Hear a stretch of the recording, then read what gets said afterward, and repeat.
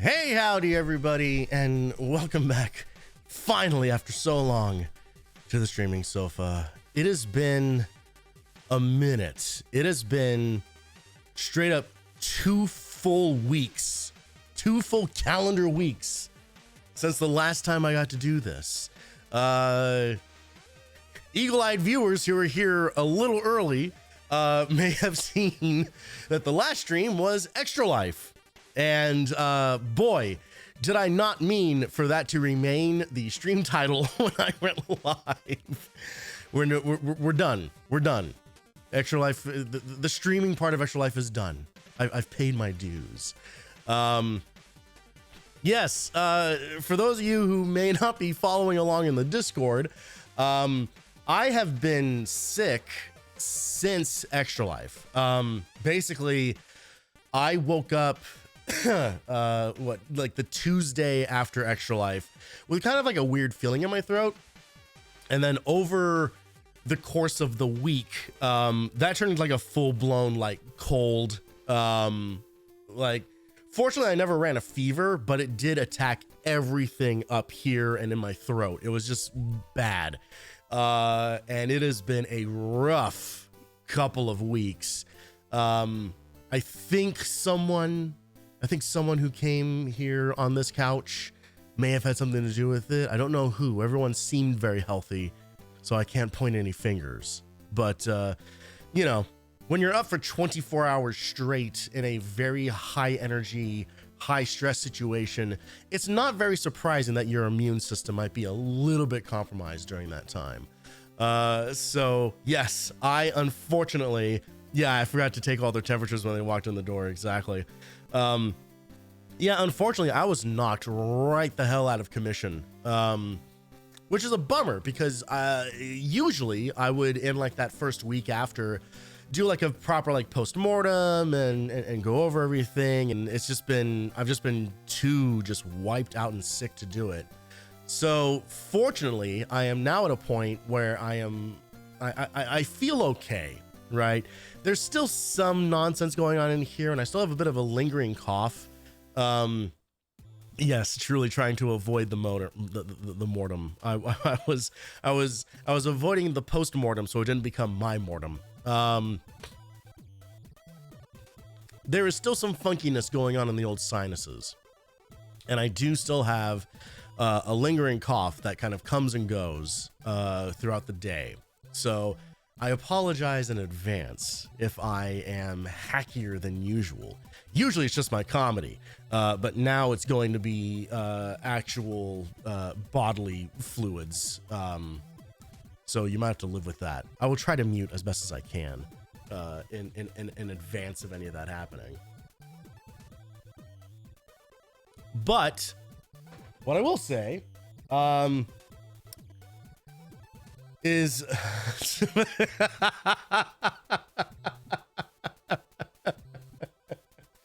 yeah,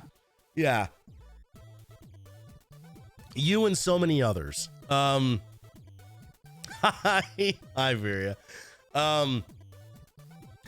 I have been just like taking it easy. I am alive, only just doing my best.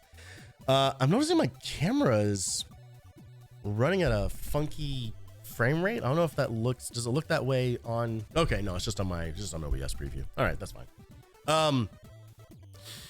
What was I gonna say? Oh, basically I've been doing, yeah, it's my vision. Yeah. I haven't been able to see in a full 60 frames per second since Extra Life. The weeks that I have spent since Extra Life have been spent really doing nothing. I've been doing mostly a lot of just like relaxing, trying to sleep, and doing not like a lot of gaming insofar as I'm not really like, oh, well, this is a good opportunity for me to like really like catch up on stuff. It's been mostly grinding out a lot of the same stuff that I've been playing already. So I've been grinding out, you know, Hades runs, and I've actually been putting a lot of time back into Just Cause 3. Just Cause 3 is a real like comfort game for me. It is a game where I can turn it on for an hour, run around, fly around, blow stuff off, or blow stuff up, excuse me, and then have it out of my system. And it is a great way to kill some time. That's really what I've been playing the most of. A game that I'm approaching 100 hours in that game. It is a fun little sandbox to run around in and explode things. And much better than Just Cause 4, which sucks in damn near every way you can imagine. What an unfortunate thing for a series that I've really enjoyed. Like the original Just Cause is kind of ridiculous, janky as hell, but very ambitious for the time. Like it was an original Xbox game, I think. You were informed not to get Just Cause 4, indeed. Yes. Yeah, skip it. The thing of it is like they took away all of the stuff that made the series fun by they expanded on the wrong stuff, right? And Just Cause 3, they were like, okay, you have obviously like the tethers are like the big the big thing in that game. The ability to like tether two things together and like yank them. It never gets old. It's extremely satisfying. You can get like up to like 6 tethers. You can use your pulling and yanking stuff all over the place. Absolute blast. It's so good. You can still do that in 4, but with 4, they like tie the tethers into how your C4 is placed. So now you have to like pick and choose like which of the abilities you want on the tethers. And you can have tethers that either put like booster rockets on or have like balloons that make everything like float into the air and everything else like that, which on paper sounds fun, but in the heat of the moment, it's just too much to manage. And then on top of that, the enemy spawning is just straight busted in 4. Like you will stub your toe on a pine tree and 6 tanks roll up on your ass. Like it's insane. It is ridiculous like how poorly they manage the heat system in that game. All of the games in the Just Cause series have had ridiculous heat systems, like they are meant to escalate extremely quickly. It's that kind of game. But in 4, it's too much. It's too much. You can't get away with anything.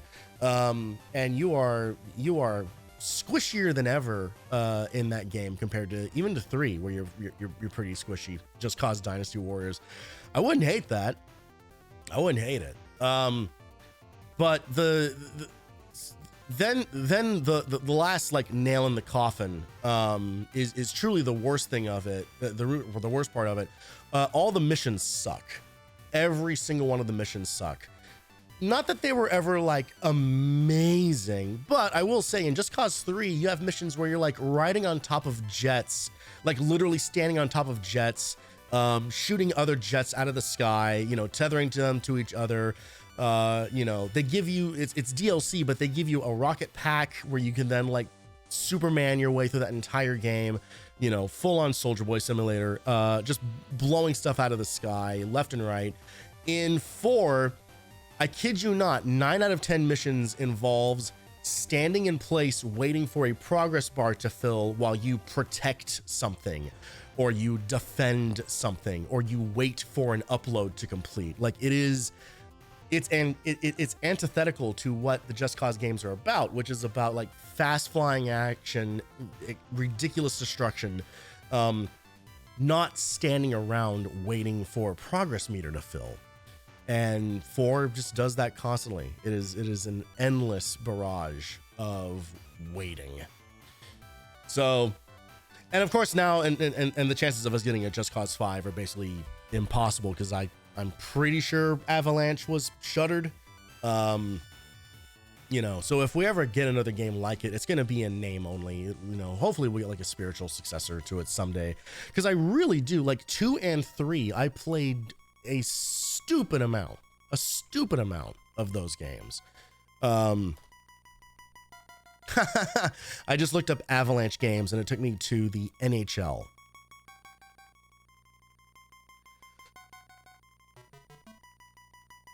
Which is not what I'm looking for. I'm on there. Yeah. Last year in June, they closed their Montreal and New York offices. And then, literally just this past September, they say they're going to close their Liverpool studio. So like they have like nothing in development. They haven't had anything in development since 2018, which is when, oh no, I'm sorry. Excuse me, I misspoke. They developed Rage 2 in 2019. So they've only made good products. Yeah. So bad times for the Just Cause team. What even is that? Rage 2 is a slightly better Rage 1. And that's not saying much. Rage 2 is also boring as fuck. Great big open world, Mad Max style, like desert apocalypse, with jack shit to do in it. Bad. It's bad. It's bad. It's bad and boring. Bad and boring, and I played it for 8 hours. So, you know, about the amount of time that you'd expect to get out of an open world game before you realize, oh, wait a minute, I'm not having fun.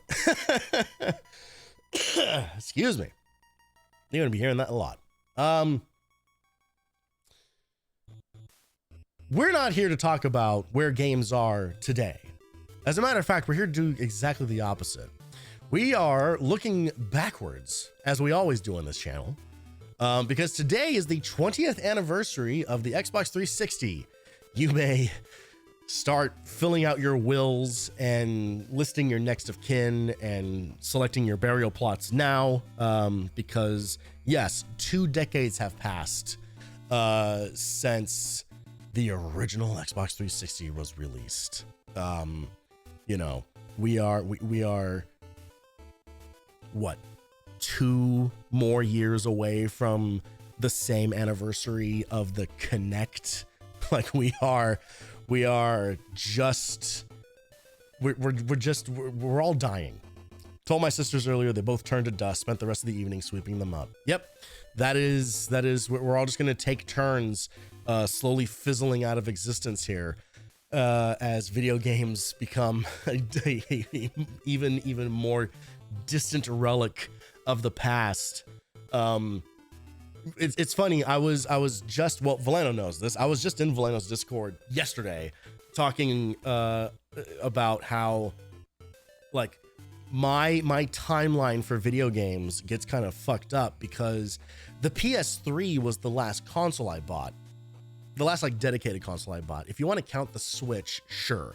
But because it's like a handheld, you know, like I never used the Switch in docked mode ever. I think I did it like once to test it. But I got a PS3. So we had a 360. So my brother had a 360.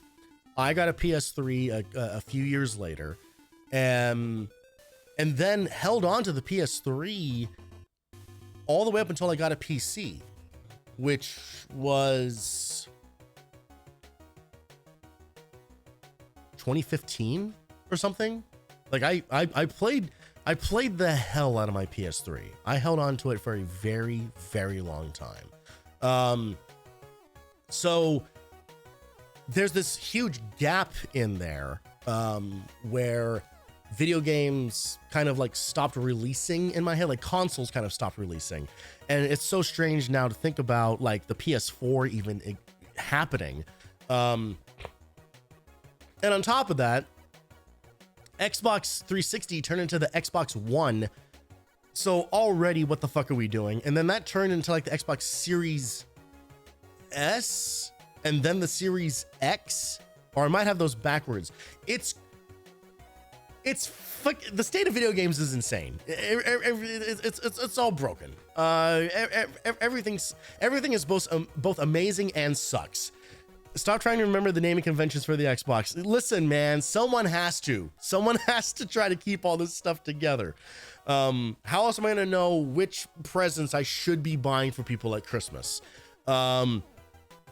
There's it's so ridiculous, like where we are now. But my point being is, because I moved into PC gaming after the PS3, all those years like collapse on top of each other for me. So for me, it's just kind of like, yeah, the PS3 was the last console that came out, and now we're on the PS5. Like, for whatever reason, I like skip a whole generation. And I think a lot of that also has to deal with the fact that like the PS4 was such this weird in between.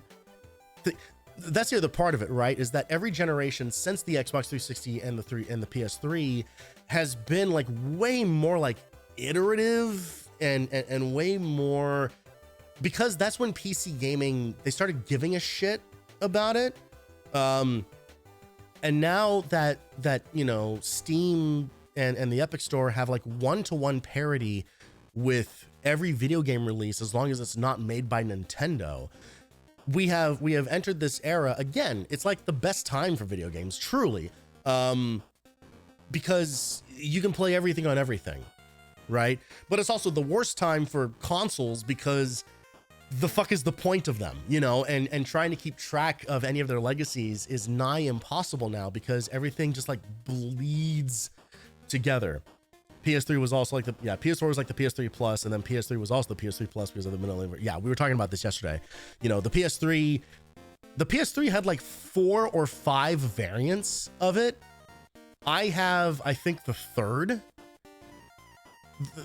It's whichever one was the one where they didn't have PS2 backwards compatibility. Like that is how late I ended up getting a PS3. I think I've told the story of my PS3 before.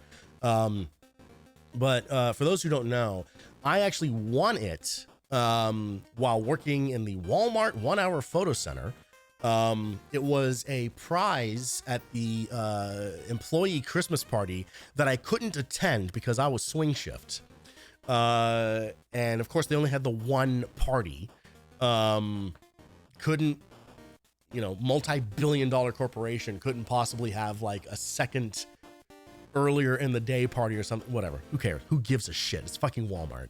But there was a raffle for prizes, and my name came up for the PS3. So I actually was called from the 1 Hour Photo Center to be like, hey, you just won the PlayStation. Come to the party tent and come get it. And I was just like, oh shit. So I went and I got it, and then while walking back to the rest, to go back inside the building to continue my shift, I threw up. I fully threw up. had a subconscious, I think it was like some combination of the, because I was still in college. I was still in college, working full-time student. I think this was 2008, so this was my last year in college. So I'm like at like the peak of college, like both at the peak of like college stress and malaise, like wanting to be done with it. I'm in the middle of my work shift at a job that is like fine. And now I have like a new fucking video game console, and I think something in my brain snapped, because I was very calm externally, and I seem to recall being pretty calm internally. I was excited, but it was just kind of like, cool, all right, fun, new thing. And then my body betrayed me. But that is not where the story of the PS3 ends, because what ends up happening is I get home at like 9:30 at night, like, you know, like my shift was like from like 2 to 9 or something. And Get home very excitedly, get the box open and everything, get it all set up. Interestingly enough, my mom and brother weren't home. I think they were like on like a trip at the time, so it was just me and my dad. And I opened the box up, and there was a huge crack in the body of the system. Interesting.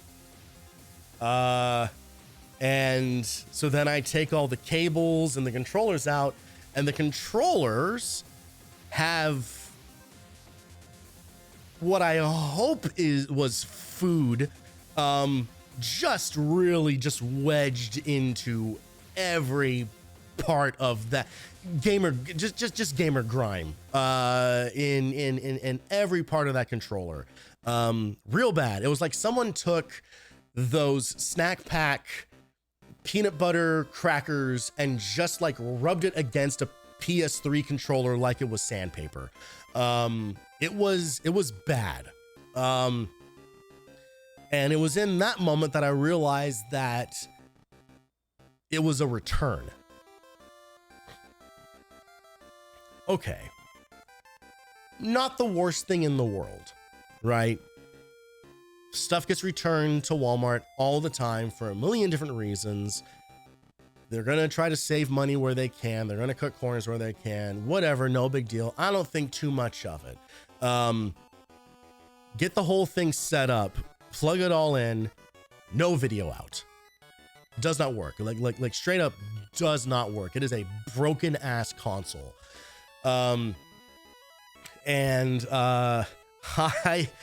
I remember like this feeling of like flames building up inside of me. Not just the disappointment of having this new console that doesn't work, but the unbelievable like disrespect and disregard for fucking thank you for that. The disregard for their employees, to give them not only returned product, but untested broken product. Because there's no way anyone in their right mind would have, if they had taken the time to actually like open the box and see like a giant crack in this thing, there's no way they would have been kind of like, oh yeah, that's good enough to give away. It's just like, no, this thing is like physically broken, like actually broken. So I go to bed and then go back to my store on my day off, in the morning, and go to customer service with my PS3, and was greeted by 3 very confused faces of people, of the employees running the customer service desks, going like, hey, we heard you won are you bringing it back? And I put it up on the shelf, and I say, it's just kind of like, I'm not here to bring it back. I'm here to exchange. It said, the one that is in here was clearly a return from before. It was not checked. It does not work. It is physically broken. It does not export a video feed, and the controllers are disgusting. So all I want to do is have this processed as a proper exchange, the way that it should have when it was brought back the first time, and I'll go grab a new one from the electronics department. And they all kind of look at each other and just kind of like, okay, we're gonna have to like get like manager permission for this. And I was like, yeah, no, of course, that's fine.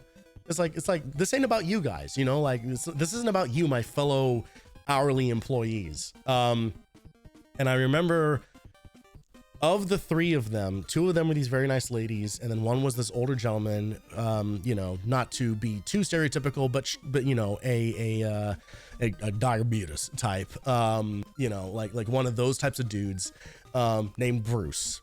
And he stood there frozen, just staring at me the entire time. And they get on the walkie-talkies, and they say, yeah, we need an assistant manager, whatever, to come to whatever thing. And someone pings back on the radio, they're all in a meeting right now. So they tell me that. They say, so they're all in a meeting right now. They're all in the break room. And I was like, oh, okay, well, we know the extension for the break room. Let's give them a call. And they said, oh, okay. So they get on the phone, place a call to the break room. The store manager picks up, and they say, hi, Tony is here with the PlayStation that he won, but he says that it's not working. He wanted to exchange it. And there's a little bit of a pause, and they say like, yeah, okay, we'll yeah, okay, sure. Hand the phone to me. And they say, hey, what's going on? And I say very calmly, I was like, yeah, so the PlayStation that I won in the Christmas party last night was actually a return that wasn't checked by anyone. And it is actually broken. And so I just want to, obviously, you know, like if I won this, it should be, you know, a working console. It should be, you know, I can't imagine that you would want your employees to get broken stuff like this. So I just want to just do a simple exchange, you know, so that I can, you know, get the prize that I won. And there's about 5 seconds of what I can tell is like, you know, one of these kind of things going on. And comes back on, and the guy says, okay, yep, that's fine. And I was like, all right, thank you very much. Hand the phone back. And as so hand the phone back, walk up to electronics, get a brand new PS3 right out of the case. They bring it up to the counter with me. And so now I'm telling the electronics employees what happened. I'm telling the 1 Hour Photo people what happened. You know, everybody is finding out very quickly just how shitty the situation is. That at the company Christmas party, they couldn't even give their employees new fucking prizes. It was all shit that they got out of the returns baskets. And make my way back to the desk. And, you know, one of the ladies starts processing everything, scanning everything in. And as this happens, as she is wrapping everything up, Bruce, who has still been standing there this whole time, finally breaks his silence. And because I make eye contact with him, and he says, unbelievable. And I said, sorry? He just says, unbelievable. You work your asses off for these people, and unbelievable. And employee hands me my receipt, and I grab my PS3, put in the cart, and I said, I know, Bruce, it really is.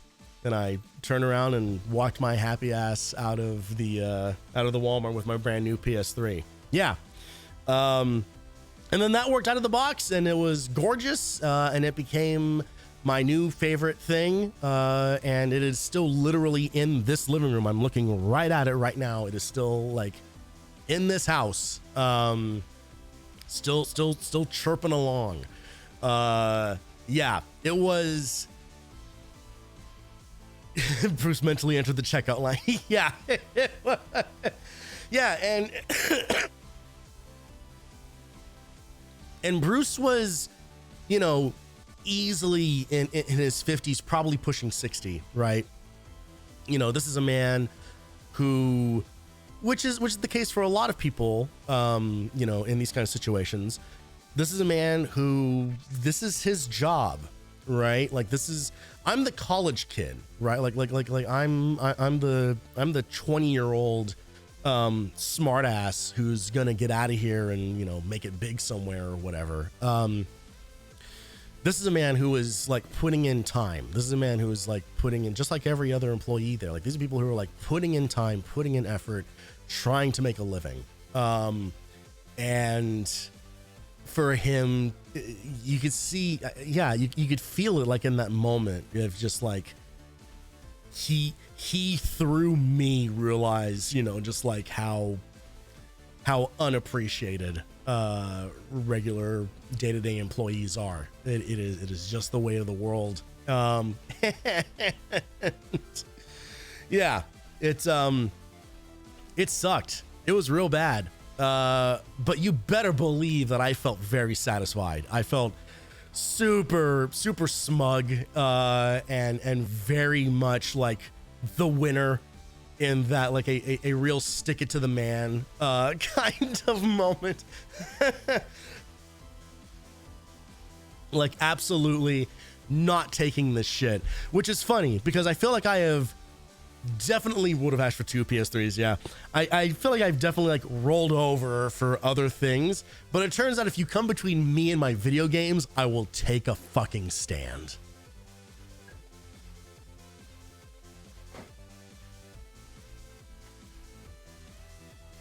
Anyway, that's all I'm talking about the PS3. What about the Xbox 360?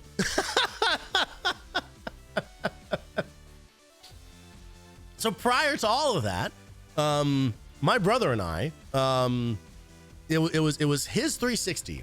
Yeah, happy birthday, Sony's Xbox. Excuse me, I'm so sorry. Yeah, so the Xbox 360 was actually my brother's. It was one of those birthday money, you know, like birthday money, Christmas money. My brother, without doxing him, he has a birthday that is within the immediate vicinity of Christmas. So he very wisely held on to, you know, yeah, you would know. He held on to you know, gift cards and birthday money, and then put that on top of Christmas gift cards, which then turned out to be enough to get an Xbox 360. So this was I don't remember what year this was. It was before we had the PS3 for sure. So the this would have had to have been like 2006 or 7-ish, I think. And man, I remember the biggest debate around the 360 was Xbox Live. My parents were convinced that playing games on the internet would make the internet cost more.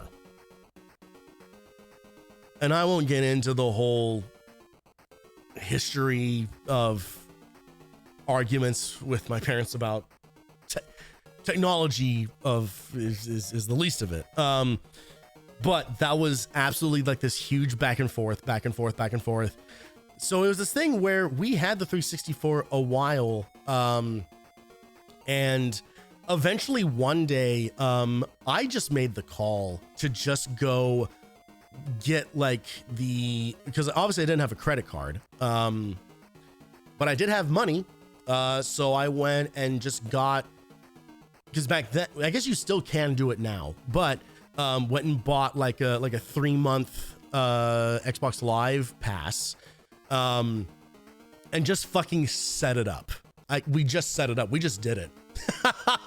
We decided to stop asking for permission, and just did it, because by that point we had Call of Duty, and of course the whole point of getting Call of Duty is to play that game online competitively, and we just fucking did it, and it was maybe like a week or two. I think we may have gone like a full month before either of our parents realized that we were playing online with people. And surprisingly, they just kind of like very like calmly said, like, that's not going to cost more, is it? It's just like, no, we've actually already paid for it. You pay for it with these cards, and you just pay, you pay Xbox directly for it. It has nothing to do with the internet at all. And they said like, it better not. And then that was the last time we ever talked about it. So there was, there's always tension. There's always got to be tension when it comes to getting new consoles, apparently. But after that, the floodgates were open. You know, it was a lot of Call of Duty. It was a fuck ton of Rock Band. Oh my God, the amount of Rock Band I played. An unhealthy amount of Rock Band, because it wasn't even just at home. I had a friend, a person who I had made friends with, actually working at Walmart. He and I became really good friends. I would go to his house because he lived pretty close to the Walmart that we worked at. I would go to his house multiple nights a week. And we would stay up all goddamn night playing Rock Band. You know, every now and again we might play something else, but Rock Band like was the thing. I remember one specific instance. There was a night where for some reason we were both going to end up working an early shift the next day. I don't remember if it was for like a holiday. It might have been like an Easter thing or something. I might be conflating this because, well, so the reason I said Easter specifically is because for 2 years I actually was the Easter bunny at Walmart for the photo opportunities. So there are photos of that of me in the Easter bunny costume. But I don't remember if it was that or if it was for some kind of event or something. There was absolutely some reason. Yeah, I've always been connected to bunnies. There's always been something. There's always been some tenuous connection. I guess technically being the Easter bunny back in 2006, 2007 was my first time being a VTuber. You know, so I was in way ahead of the curve. Everybody else is just a bunch of fucking biters. To go even further back in the jargon.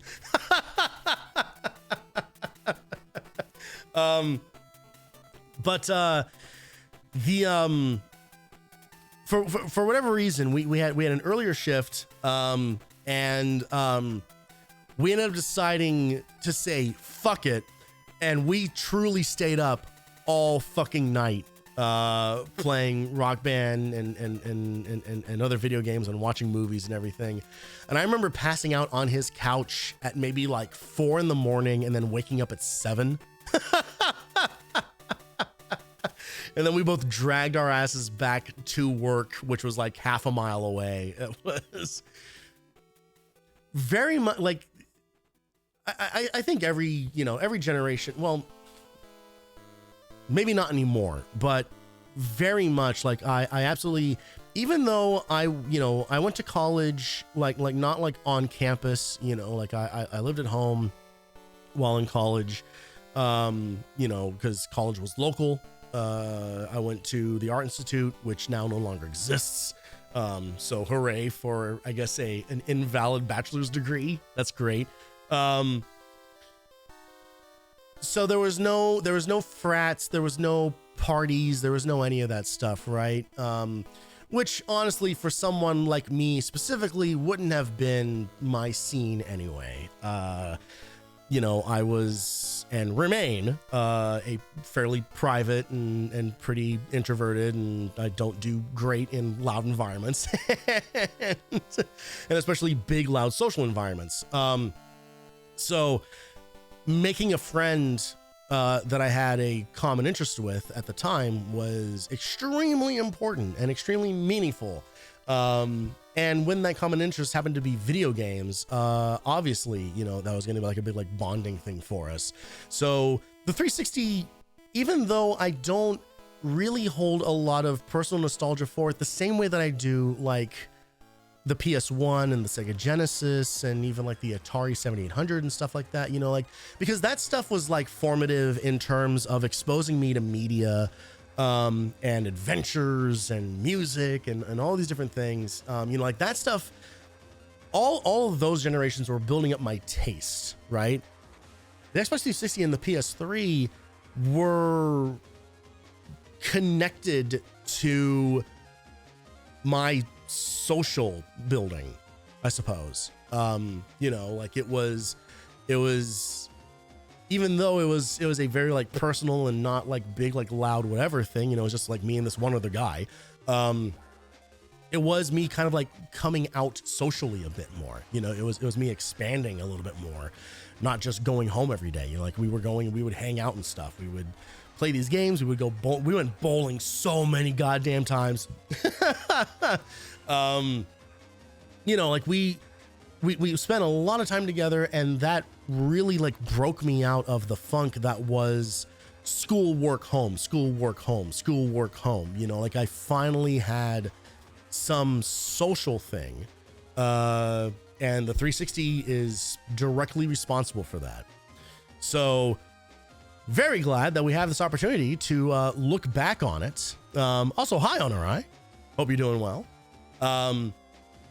Yeah, we're going to, just like we did with the PS1, what we're not going to do is we're not going to do what I did with the PlayStation, where we did like a whole like month's worth of streams or whatever, you know, like that was, the PS1 is special to me for a whole bunch of other reasons.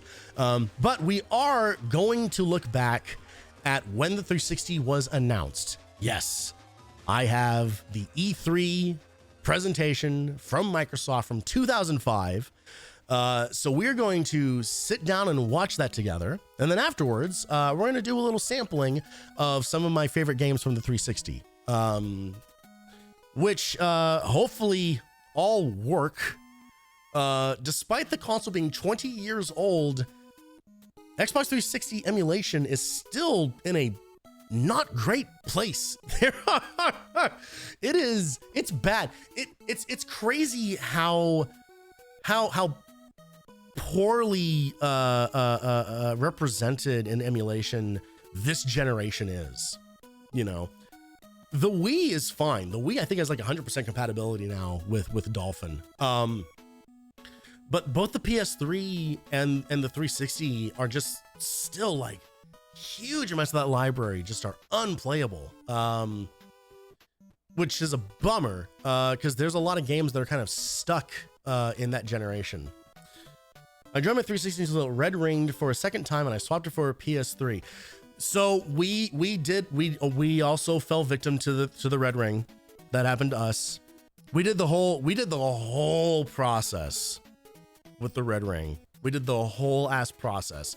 We did the wrap it in a blanket and turn it upside down and then leave it on for half an hour so that it like overheats itself on purpose to get the fucking solders back in the right positions and everything. We did the whole, that would end up being resolved by straight up shipping the Xbox back to Microsoft, and they sent us a new one. You know, like that is how that worked out. That is how that ended up playing out. And then after that, I actually don't know what happened to that original 360, because I don't think my brother has that one anymore. I'm pretty sure he has, well, he definitely has an Xbox One now. But I don't know if that original 360 is still sitting around somewhere. Hey, Ugly. Happy birthday, Xbox. I'm just now realizing I've never made any form of contact with you. Wow, Chris.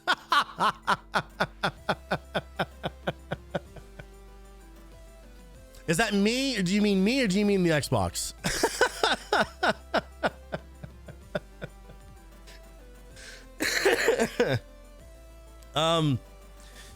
The Xbox. Oh, okay. Yeah, I was gonna say, no, we've interacted. So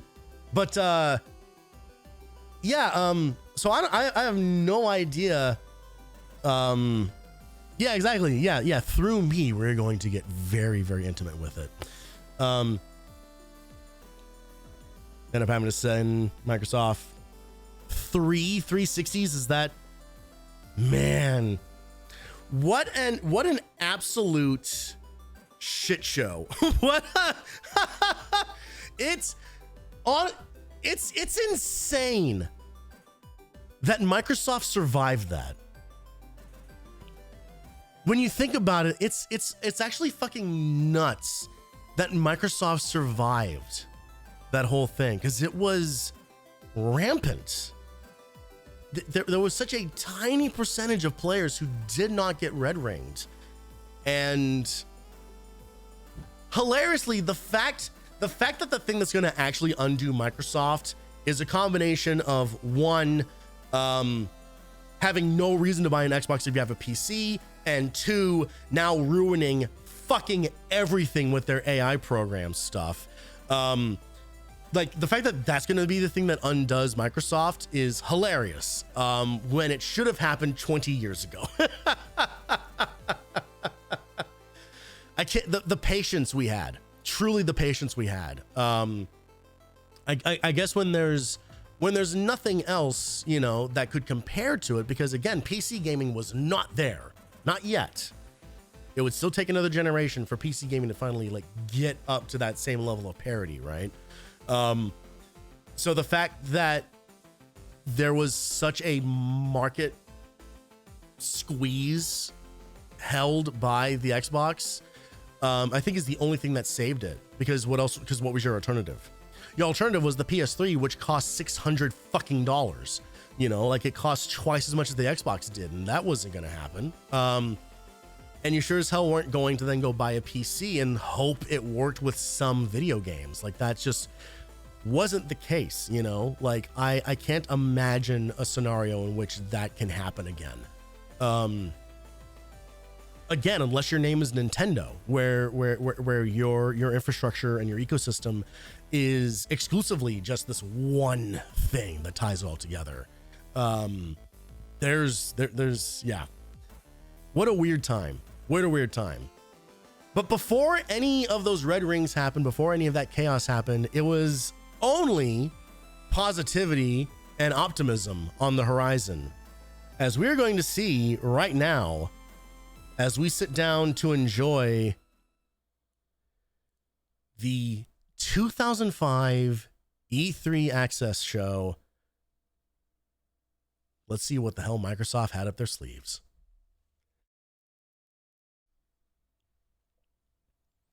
And get cozy, because this is like an hour and 20 minutes. So grab some popcorn, grab some snacks, get your water, shake out your legs, get cozy. This is the best version of this that I could find that was not put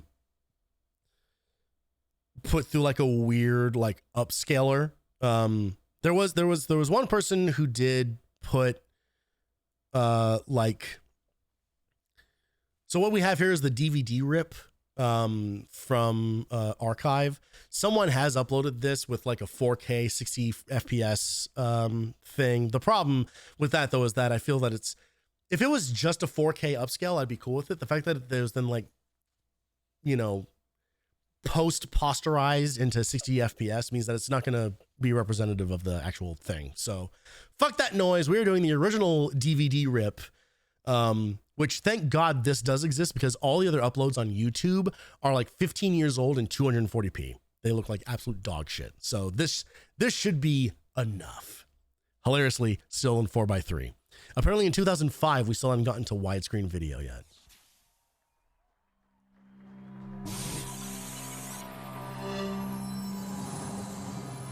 We're starting right away with the red ring. It's like they knew.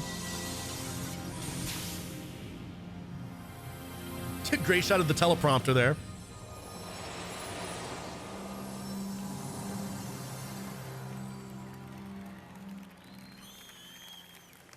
Good girl, that's a booty hole. Hello, and my name is Kim. I'm here to start you on a journey into the future of entertainment. It's a future where I am always at the center of a world of experiences that include my games and my friends.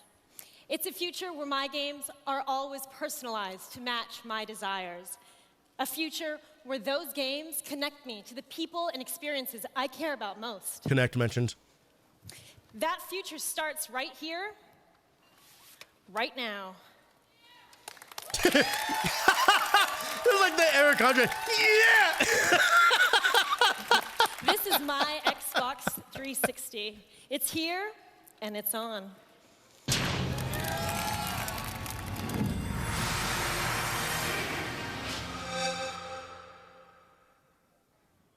Good startup screen. Pretty good startup screen.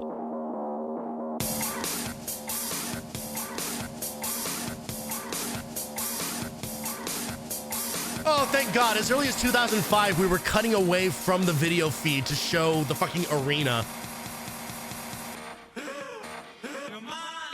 Oh, man. One of the things that we're going to see here, is the original UI that the 360 launched with, and they never should have fucking changed it.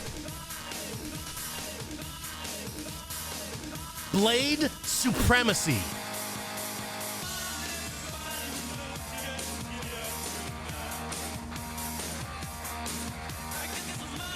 The unresponsive, laggy ass mess that the 360's UI turned into over the years is one of the saddest stories in gaming.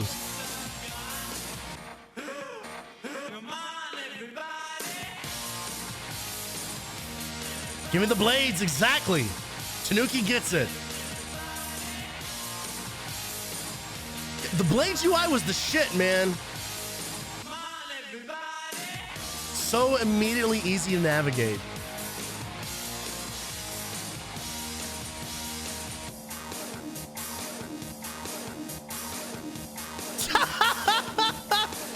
Also, there's this dumbass pop and lock in the back of your house. Oh, the plates! I forgot about the face plates. We had one of those. Please welcome Robbie Barr, Jay Allard, and Peter Moore. I don't think none of these guys are actively part of Microsoft anymore, are they? Welcome to the future of gaming. We're here tonight to offer new ways to experience games and entertainment, to redefine what it means to have fun.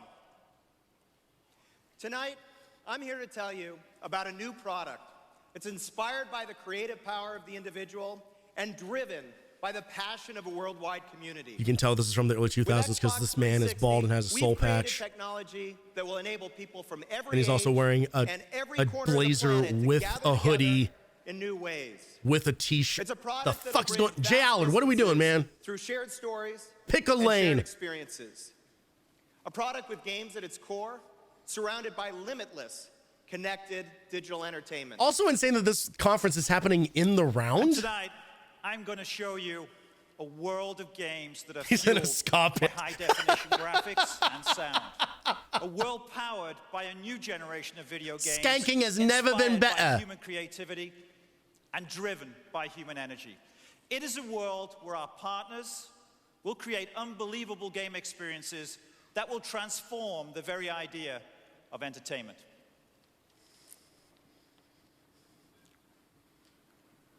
Tonight, Roll we the prompter, stand at a roll the prompter, watershed thank you. moment in the history of entertainment. We are here to celebrate Not enough the checker launch pants. of the world's most powerful game platform, Xbox 360.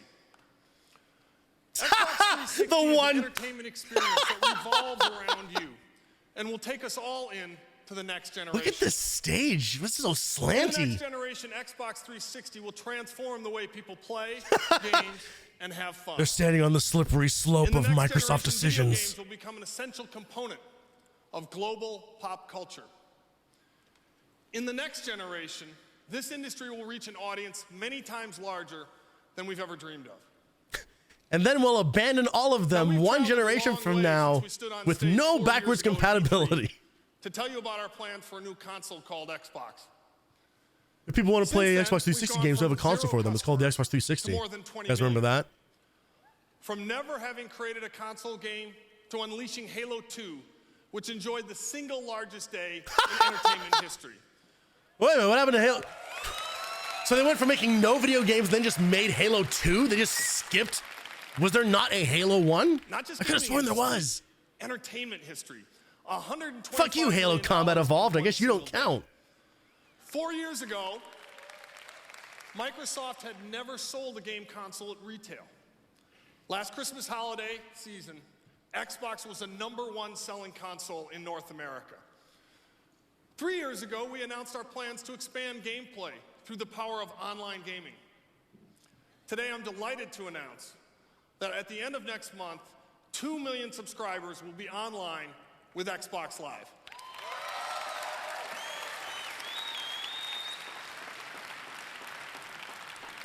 Hard to argue with the success of Xbox Live. Like it was fucking incredible. Of partners. The industry's leading online game service, expanding market share.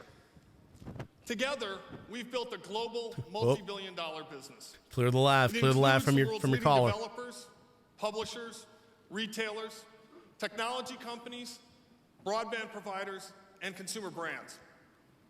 Imagine being one of these poor dumbasses who has to sit there facing away from the giant screen that's going to show you all the video games on it. Like Splinter Cell, Dead or Alive, Project Gotham Racing, Fable, Knights of the Old Republic, and Halo.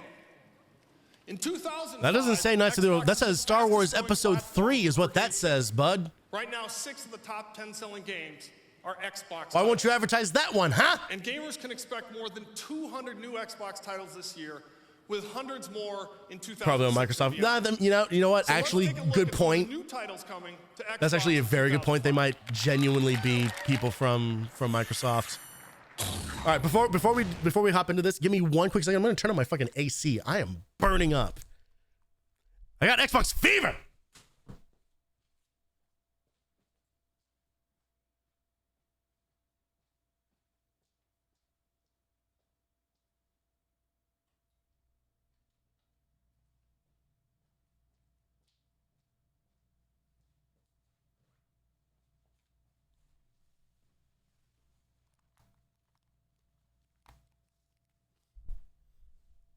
Just like the Xbox 360 itself, I am overheating and having a hard time processing.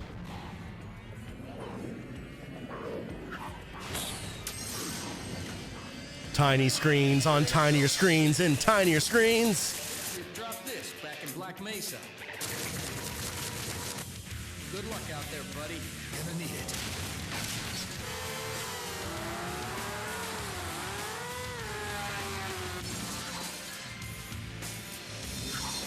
We're looking back at the original Xbox. Again, we have to intentionally undercut our previous system by putting it in an even tinier resolution.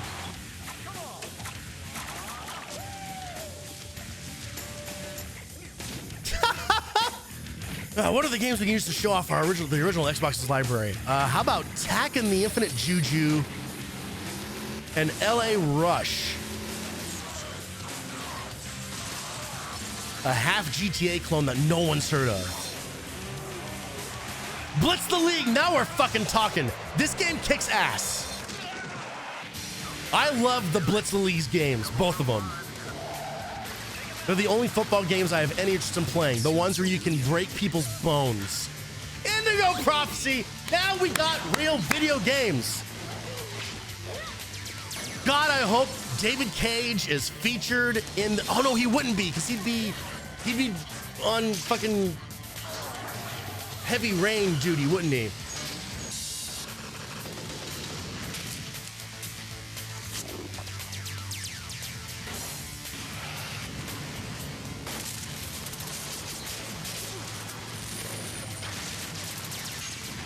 Wow, Battlefield 2. They've made 4 Battlefields since then.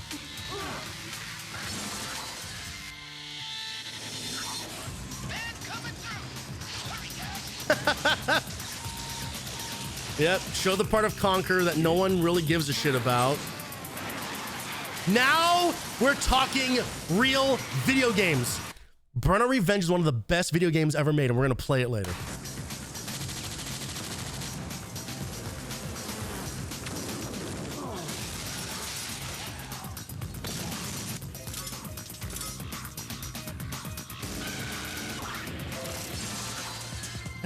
Realized Crash Tag Team Racing was a thing. Wow, Time Shift.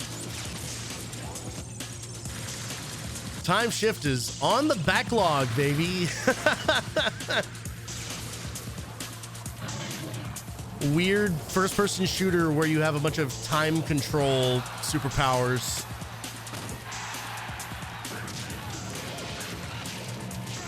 Mortal Kombat Shaolin Monks, not a bad game. Not a bad game. It gets old quick. It gets old quick. There's not a lot of depth to it. But as far as beat 'em ups go, you can do a lot worse. Shrek Super Slam, on the other hand, not gonna say that one has a lot of staying power.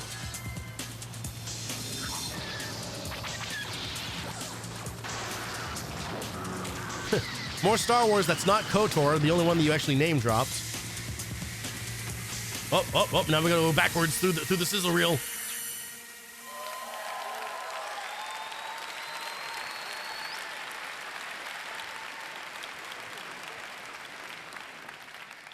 What a fantastic lineup of games that truly takes advantage of today's Xbox.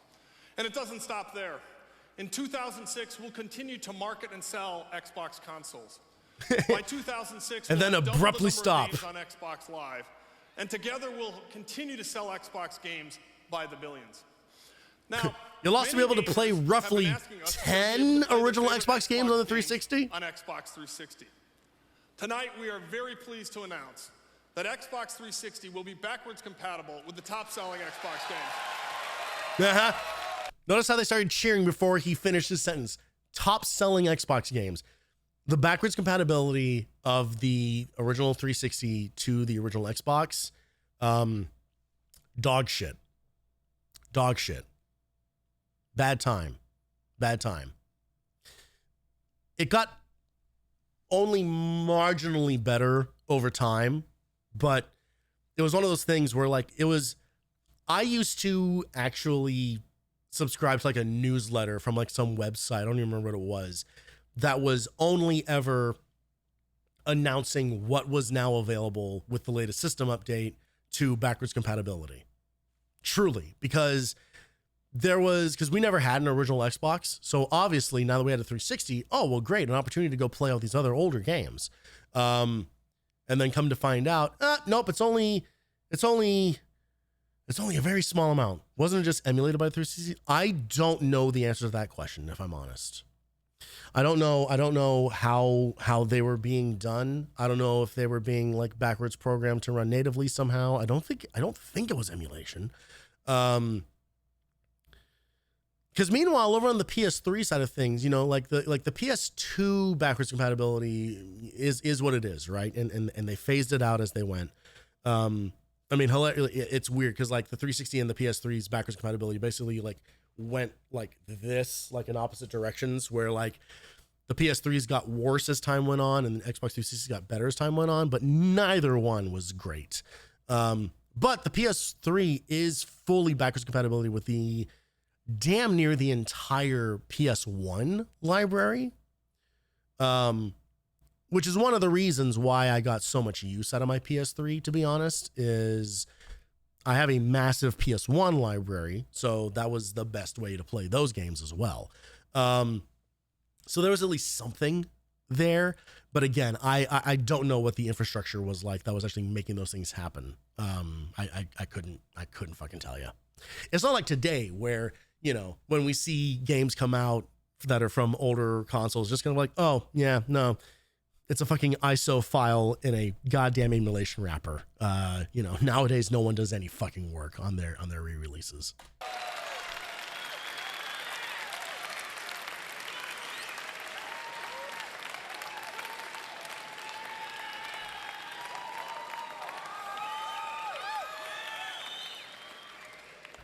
Yeah. So that brings us to Xbox 360. Throwing up devil horns for team has worked with fucking backwards compatibility. To build the most powerful game platform in history. And Xbox 360 will drive category growth for the entire video game industry. Growth that will create an increasingly profitable worldwide business for our partners. How will we get there? Well, we'll start this Christmas holiday season when we launch Xbox 360 in North America, Europe, and Japan. That's right. That's right, you motherfuckers. We're gonna flood the fucking stores on a holiday. The stores this year as we orchestrate the industry's first 3-region console launch. We'll get there. Getting around any metropolitan area is gonna be a fucking nightmare. Making games more approachable for people who didn't grow up. Yeah, category growth. We'll get there by offering games that deepen the social experience of playing games with your friends. And we'll get there by integrating all of your digital entertainment devices and content into your gaming experience. Working together, Japan, where we'll sell a whole 5 consoles. Yeah.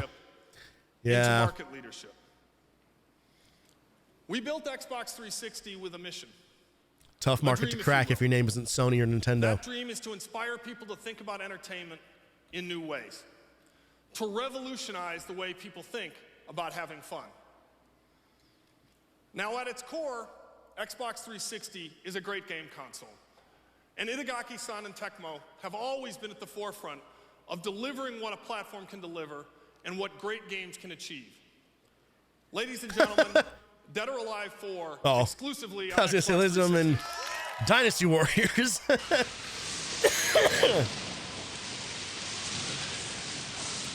They put a lot of eggs in the Dead or Alive basket. I remember you would hear a lot about this fucking game.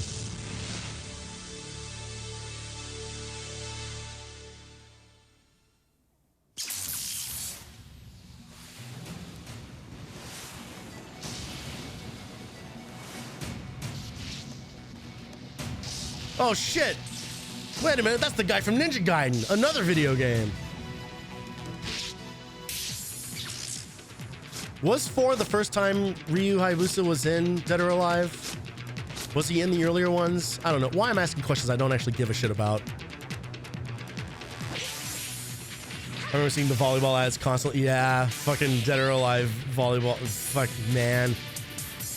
They were going... When we finally get to doing like the demo dive stuff that we've been doing for the PlayStation, when we finally get to like this generation, which might be kind of difficult, I'm gonna do my best to like try like hunt down some like proper like video content and stuff from these generations to look at that stuff. But I warn you, if you think someone dropping the phrase ghetto slang was bad from the late 90s, boy, some of the stuff from this generation is not going to hold the fuck up. DOA with all the DLC or a down payment on a vehicle. Well, I might actually use a car from time to time, whereas I will never fucking play Dead or Alive. Even as I watch that man drag that woman downstairs like that, I know that's not a thing you can actually do in the video game. So I'm gonna have to go with the down payment, I think.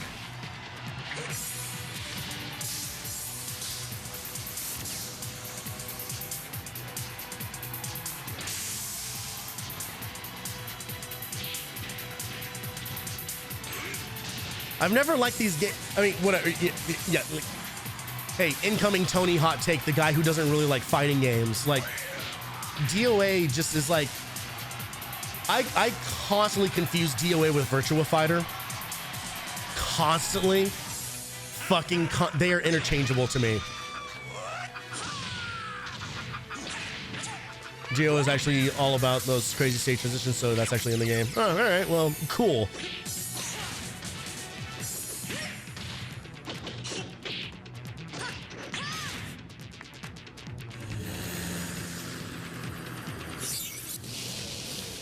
Exactly. Yeah. If it's not called Tekken, I don't care.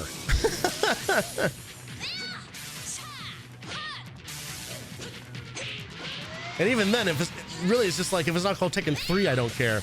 Oh, look, it's Las Vegas. It's what they think Las Vegas might look like. Sega Saturn Virtua Fighter was the first game I ever owned. Never come up with fighting games after that. That tracks. Oh, this is a full-ass Egyptian skeleton and a Pikmin. What the fuck is going on? This is a long trailer for this. This isn't necessarily a bad thing, but I love how every time they've cut to those two characters, it might as well be a different video game.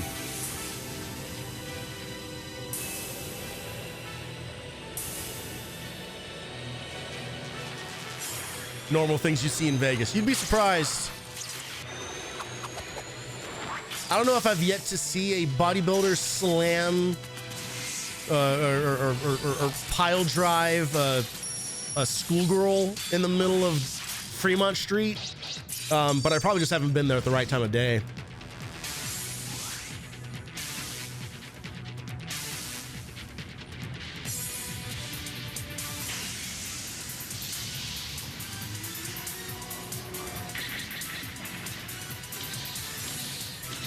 We're getting some fucking lore here. What the hell are we watching?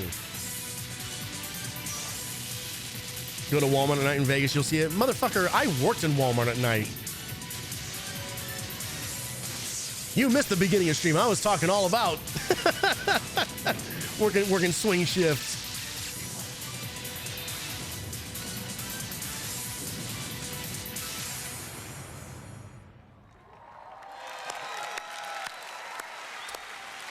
Hey, if you're into those games, I'm sure that was exciting to see. Once again, Team Ninja has taken Dead or Alive and gaming to the next level. This is a kind of first day experience you can get when you partner with the best game creators in the world and arm them with great software, amazing hardware, and a world-class service. I'm going to bring this up again because I talked about this when we were watching the PlayStation reveal. Here we are a full 10 years later, because the PlayStation was 95, right? We're a full 10 years later, still the exact same fucking cadence. The presentational speech cadence. Every time we see one of these presentations, it's very clear. There is a certain rhythm, a certain intonation, and an expected end to every sentence, no matter where it began or where it concludes. Every sentence sounds exactly like this and will continue to sound like this all the way up until the year of our Lord, 2025 AD. I went to the Walmart near the Stratosphere one night and it was like a 1990s sci-fi movie.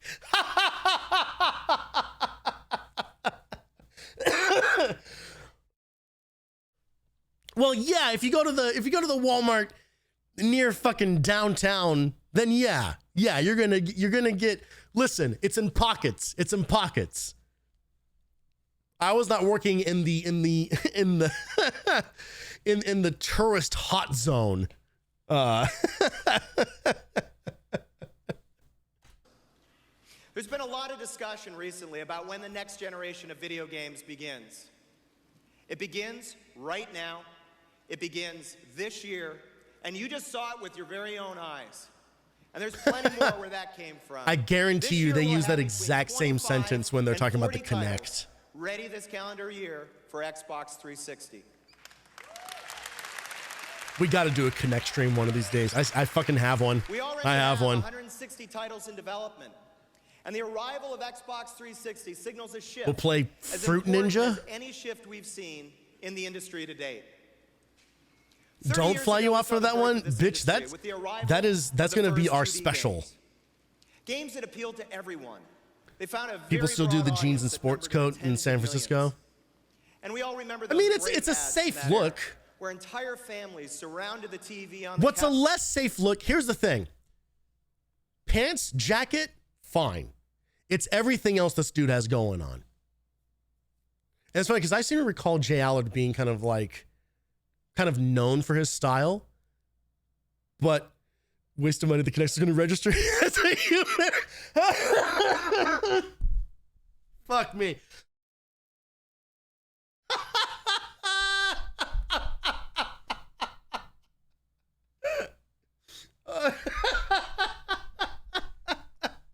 Just another systemic issue with video games.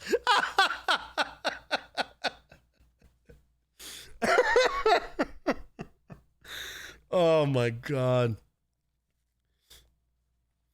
Can you play the Star Wars Kinect game? I want to see the Han Solo dance. I mean, I can probably find a copy of that. That shouldn't be too hard to track down because no one wanted it. Playing games together. Well, then we made the leap from 2D to 3D. Also, this is my first stream back from being sick for like 2 weeks, and this is absolutely wrecking the shit out of my throat. So I apologize. Like, I'm only gonna get like coughier and throat clearier like as we go on. I do apologize for this, but we're definitely gonna watch the rest of this. That's for sure. 3D. Check my local dumpster. Yeah. And jumped our industry past the 100 million mark. But at that very same time, we narrowed our scope to a much more limited demographic. Today, we're poised to make the leap again, this time from 3D to the HD era. Now, of course, the HD From era 3D to is about 6D. high-definition graphics and unbelievable sound. But the implications of the HD era are even more profound than that. It's about the ability to connect with your community and to personalize your experience. It's about unleashing the creative power of human energy. It's about reducing the amount of colors in every game so everything is just a sepia and gray tone nightmare. As an industry, we'll take games places they've never been before. In the HD era, we're going to reach 1 billion people with our medium.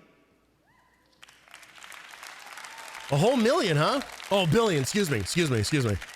This is a great industry. It's a great business. Our revenues keep growing. That's why you only faster play than music, JRPGs on the than movies, 360. than television.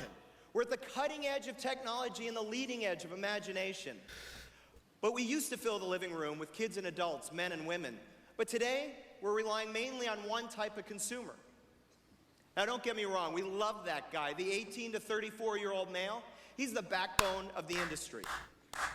And with guys like Dead or Alive 4, I'm finally out. I'm out, boys. Experience that he craves.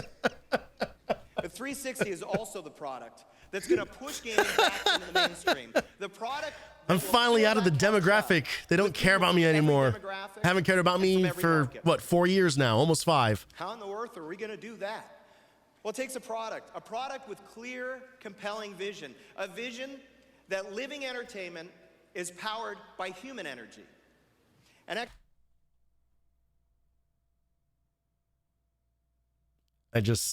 I want,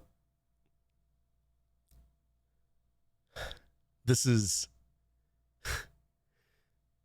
hearing this from Microsoft the same week that Microsoft announced that Windows is going to be rolling out updates that just turn everyone's PCs into fucking AI farms, where they just like by default just have permission to just scan your whole fucking PC to train all their bullshit, is I felt my fucking blood run cold when he said that.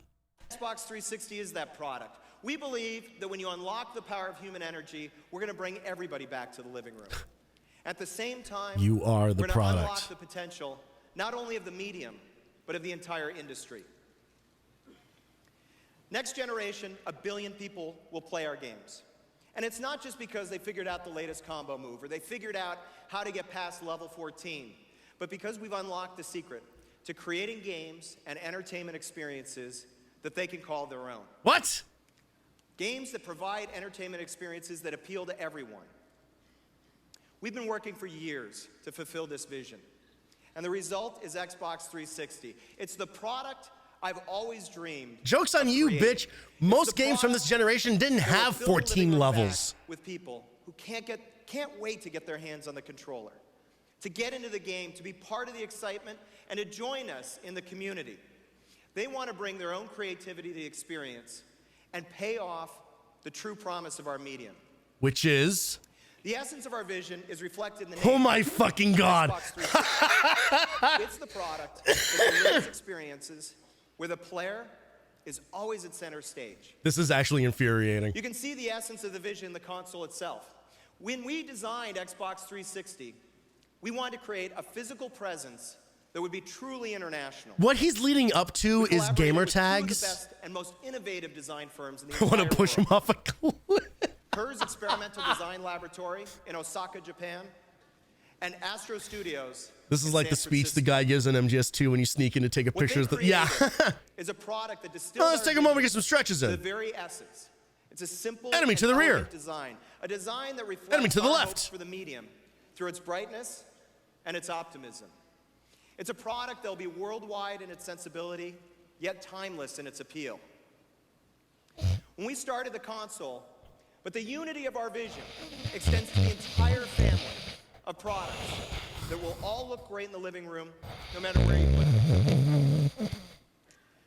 The family includes a wireless controller that finally untethers the gamer from the console. Even with batteries, it'll be lighter, smaller, and more comfortable than today's Xbox controller. Actually, this kicked ass. Wow, this controller's kicked ass. Kidding around, you literally fell asleep earlier.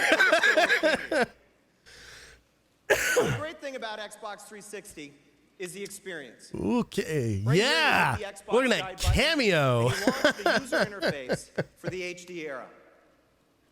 It's an interface that's clean, consistent, and customizable. Another click, and you have instant access to your games, your friends, and all of your entertainment. Here's my gamer card. Today, everybody in Xbox Live has a friend. Let's take a look at Paul Allen's gamer card. But this time, we're going to take it to the next level with new features like So funny the how gamer shit card. that looks now. Well, I mean, Think of your yeah. gamer card kind of like your online trading card. Oh, It look at includes how your fucking reputation, casual we've your gotten gamer today, score, Jay. the zone you like to play in, and your motto. All of a sudden, you're like a With fellow zones, human you're gonna be being. able to match up with players whose style of play matches up with yours. So whether you're in the family zone Not or all in the pro treasure is zone, silver and you're gold. guaranteed to Suck match my up dick. with the right player all the time. We've also added a new concept called achievements. Now these are sort Way of a to- record way to of everything you've paraphrase accomplished Smash across Mouth. your entire library of games. Dumbass. Let's say you haven't figured out that final achievement in PGR3. You don't know how to get past level Ask a friend 14. online. In the HD era, community and connection is critical. With Live, even if I'm offline, my friends can still find me. Great thing about the and leave me 360 isn't messages beating the in games, it's showing integrated everyone message center, online that I did. either with text, Fucking true. voice, or video. And all of this connectivity is available. Actually true. Whether you're playing a game, watching a And then movie, cut to that clip listening of to that music. guy going, At any so yeah, point in time, anyway, your you're friends gay. are And then he just a plays click like away. half of a riff from a fucking Metallica Let's say song you or whatever. played online with somebody that you'd like to reconnect with, but you forgot their gamer tag. Well, in the Xbox 360 universe, you can easily connect with any one of the last several hundred Yeah, let's people you reconnect with played Sniper 'cause Monkey. we'll track that list for you. With Xbox 360, Live is going to offer something Striker. for everybody. We're going to make it easier and more accessible than ever before to join the community. Because on Xbox 360, Xbox Live will offer a free level of service directly out of the box. But it won't be gold. Gold isn't the free one. It's not the free You one. heard it right. Everything Okay, all right, I've okay, yeah, shown you silver, will be yeah, yeah. absolutely free as part of our silver service. And if you want to supercharge your experience, you can upgrade to gold, so you can take advantage of additional services we'll be rolling out. Like being able to play your games online. Features and services like this, Like being we're able to gonna do extend any our multiplayer, online anything. leadership and connect over half of the Xbox 360 game consoles to Xbox Live. 1 billion people this generation, well, that's a big number, but I know we can do it. To do our part, we thought very differently about our approach in designing the product. We knew we had to tap into a lot more markets. We knew we had to fit into a broader range of lifestyles. So what we did is we created a number of scenarios. Scenarios What that if a informed our decisions and 35-year-old shaped our wanted to play a direction video game? every step of the way. Out of the gate, we knew we had to create an amazing product that would blow the roof off gaming for our core audience. I like that they're showing People it like with this the guy, hard drive Striker. attachment, which was sold He's our hardcore separately for gamer, another the like lifeblood of $200. the industry today. The guy that stands in line for 24 hours to get his hands on the next hot release first. He's a fast twitch gamer who Real men wear kilts. master every level and every move. Striker before he knows what's mixes up. it up online with the best of the best. He's got an 11,000 Last gamer generation, score. we opened a That dude's been whole doing new stuff, set of but he's also been playing Project Gotham experiences Racing. in a Project Gotham universe Racing for 3, gamers pretty like Striker. popular. I guess when it's one of the only Xbox games Live available. is going to expand the boundaries even further by making it easier Hot for folks like release. Striker to find other competitive players with to battle online. And hardcore gamers are going to love seeing the new features, like spectator mode and tournaments. Hardcore really coming to gamers. life God. in Xbox When was the last time 360? anyone used that phrase in There's no doubt earnest? in my mind, Xbox 360 is going to thrill the hardcore gamers that live and breathe video games. But that's not going to get us to a billion. Not everyone is driven by the need to crush their opponent on the field of battle. So we've also built in experiences Look for at- the casual with their opponent on the field. This guy is all of us right now. Please, just show me more video games. Please, just shut the fuck up. Just please, just show me more video games. Field of battle. So we've also built in experiences for the casual gamers and the non-gamers of our world. Let's talk about Velocity Girl. We all know someone like her. Is that a video game? She might pick up a controller every once in a while another. at a friend's house, but really, gaming's not a central part of her existence. Yeah, of course not. She's a woman. It's an important question that we've struggled What with the in fuck is this industry for the last example? 20 years. How do we get What the the- Velocity Girls of the world? Sorry, hang on. My mod's posting a giant fucking link in my chat. Okay, great. Yeah. we'll be sure. Yeah, we need to add this to our emotes, I think. For certain. Reconnected to our industry and back into the game. I'm gonna make that an emote and just call With it Xbox just call it 360, we have E3. an answer. She's going to rejoin us because we're delivering a fresh set of services designed to nurture community and to broaden gameplay. To expand the market, we're going to deliver more casual game experiences on demand through the Xbox Live Arcade. Whether retro, puzzle, or just plain old time killing games like Solitaire, we're going to have You know, games for girls. Bejeweled, Solitaire, Pool, and Midway's Joust. Honestly, Velocity Girl knows what the fuck is up. If she has Joust in her gaming history, I want to hang out with Velocity Girl way more than I want to hang out with Striker or Sniper Monkey or whatever the fuck his name was. an amazing assortment of games available. So whether Joust you want to kicks stare ass. down your brother on a Texas Hold'em match or gang up with 3 buddies from college and play a little gauntlet, Live Arcade is just going to be a press away. We got something else in mind. We call it the Hex Xbox does also Live kind of slap. I Marketplace. wasn't really big on it, The but marketplace I- is gonna I'm pretty sure the introduce 360 gamers came with to the Hextech. latest entertainment through trailers I think. and demos. They're going to drive them to the store to pick up the latest titles. It's going to deepen the gamer engagement with this games was they another cool already thing, play was the ability to and just like already love download demos with for like a episodic content. shit ton You'll of see games. New maps, new levels, new weapons, Buys new a console to cars, play and much, Candy much Crush. I more. mean, But maybe most exciting, that's what people do with phones now. marketplace is gonna How be many a way Perfect to Dark get games have they Velocity canceled? Girl All of them re-engaged after with our this one that market you see on and re-engaged screen. with games. After Perfect Dark Because on the Zero, not marketplace, another she's one gonna be has an active ever member of the seen the light of community. day. The community of people that play games like Tony Hawk. Now, she might never pick up a controller, never take a run in the half pipe, but she'll be able to design and sell stickers, shirts, boards, soundtracks, and even design her own skate parks for those hardcore gamers like Striker. I forgot about the also gonna marketplace. provide Did Velocity this Girl with actually great come to? experiences It around did. games. Yeah, no, you could. Experiences that extend the very idea of You could entertainment. spend. Like the ability to watch favorite bands perform. You could spend like on gamer Xbox score Live, points or or even something premiere a on new song. like profile pictures or We'll something. also transform the way that she communicates. Last generation, we led the way with voice chat. What the over fuck is Xbox that? Live. What the fuck this is This the generation, proto we're gonna break new ground again. This time with video chat. pre-debut It's gonna let people VTuber see artists and hear each Twitter other bot. at the same time, whether they're playing games, sharing music, or watching photos. Velocity Girl Died out pretty quick, yeah. 360. But we're not stopping there. We got Oh, somebody I else wish in you would, mind. Jay. Here's Beat Builder. Beat Builder is our technology trendsetter, the one that has all the latest devices. Lets the rest of the world know where the world is heading. What Beat Builder's is that in the very Beat near Builder future, submitted his entertainment passport is photo all for digital. his And gamer he wants to see tag. it all on his high-def TV. Xbox 360 is perfect for Beat Builder because it works with everything. It's got games, it's got TV, it's got music, movies, digital photos, online music services.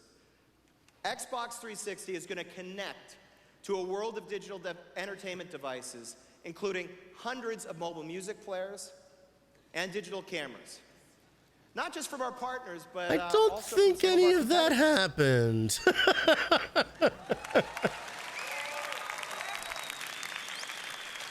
I don't remember being able to connect my iPod to the Xbox. This is the ultimate digital entertainment amplifier for all these experiences. Out of the box, it's a progressive scan DVD player that's going to make the movies in your library look more spectacular than ever before. I gotta check.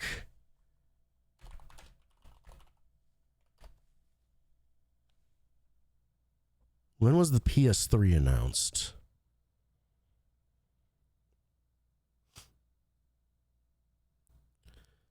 PS3 was launched in 2006.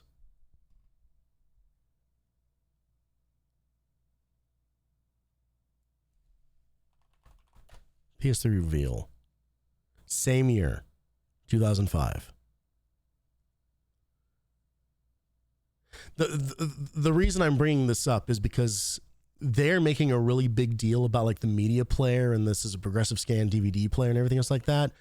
But the PS3 famously was, and part of how they justified the whole $600 price tag on it was a Blu-ray player, had better connectivity with like sound systems and stuff like that, and was like a proper like multimedia compatible thing, right? Whereas the 360 kind of just like worked if you had a USB stick, but the PS3, you could, if you wanted to, you could control, you'd have all of your fucking media like controlled through the PS3. So it's interesting seeing. I wonder, since this is from the same E3, they couldn't have changed their presentations. Not that quickly, they couldn't have changed that. But it is funny to see them talking about this, knowing what Sony was building at the time simultaneously. It's like, this thing can play DVDs. Isn't that cool? It can connect to your Zune. Meanwhile, Sony's over here is like, this thing will play Blu-ray players, will play Blu-ray discs, which no one has and are really expensive, but you'll get them eventually because Fry's Electronics exists. Also, anything that you, literally any media, anything will work with this fucking thing. Go nuts. $600. And remember, it's going to keep you connected. It's also the projector that lets you show up on your big screen TV, photos in your living room, or share them across the world while you narrate. When he's not playing games, bore your friends, both near and far, to open the door to incredible new high-definition experiences. Here's a menu no one ever fucking used. Purchase content online. He'll be able to stream high-definition entertainment stored on his media center PC. Yeah, we're gonna listen to Three Doors Down. Oh, Audio Jungle, Audio Jungle. That's enough. That's enough. A 4 count is enough. Oh, Jesus Christ.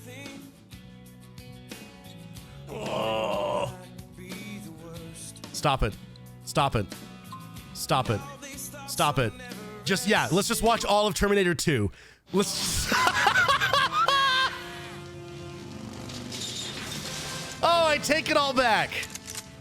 I actually almost sat and watched this again the other day while I was sick. Maybe I'll do that tonight. You guys want to watch T2 in the Discord? Play fake, the long, pulls it down, looking, gonna go deep, has his man wide open. Oh, wait, hang on. Stryker wants to play something. What does Stryker want to play? Is it fucking Project Gotham Racing, I bet?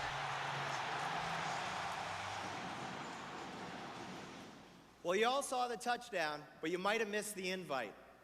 Only on Xbox 360 will your high-definition entertainment experiences always be connected. That's right, we designed a single device that's going to let you purchase music, purchase movies online, and stream high-definition entertainment, whether it's movies or pro sports, all the while staying connected to your live community. With the Xbox 360, there's so many ways to spend money. All the time in high def. Stryker, Velocity Girl, Beat Builder. We're checking off the list. Sniper Monkey. These are just some of the people that we thought about on our journey to build the ultimate XX_gamer word _ XX420.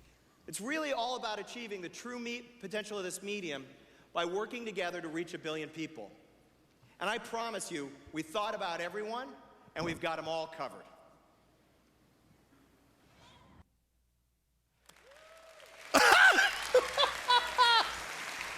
This is on the official DVD release, so I don't know. Right, that's an interesting demographic, too. Billionaire software moguls attempting to be funny. Hey, you know what? Good call. Market, good fucking call.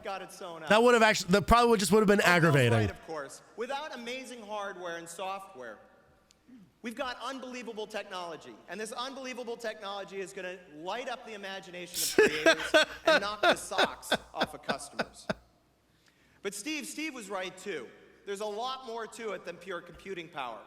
With XNA, we're going to satisfy the needs of game creators to make sure that they have the best in software and best in tools so that you get the best in games. And that's just only 2 of the buttons on the controller. Partnerships to really bring the true potential. Guaranteed that screen with text was funnier than anything written in there. 1000% it was. Absolutely. So guaranteed. Together, Steve and Bill are both right because we've combined the hardware, the software, oh, so it was to create the most Bill Gates and probably Steve Jobs, I'm assuming. Created. It's a platform that delivers power and elegance in perfect balance. It's a platform we've been refining for years. And it's a platform more tilted and crazier than the one I'm standing on. Can even try to match. I guess that's technically true.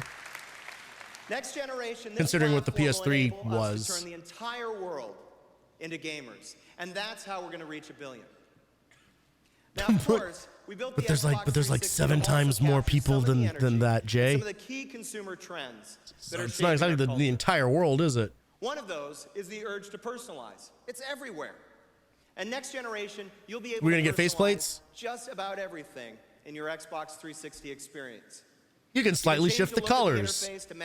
Put a picture of your favorite car. Yeah, Beat Builder loves cars, of course. With faceplates, you're going to be able to match the look of your console to your interests, your living room decor. It should be a picture of like a drum set or like a fucking In fact, as a thank DJ you, on your way out tonight, like a turntable. I'm giving you all a limited edition E3 faceplate. Now we're fucking talking. Yes.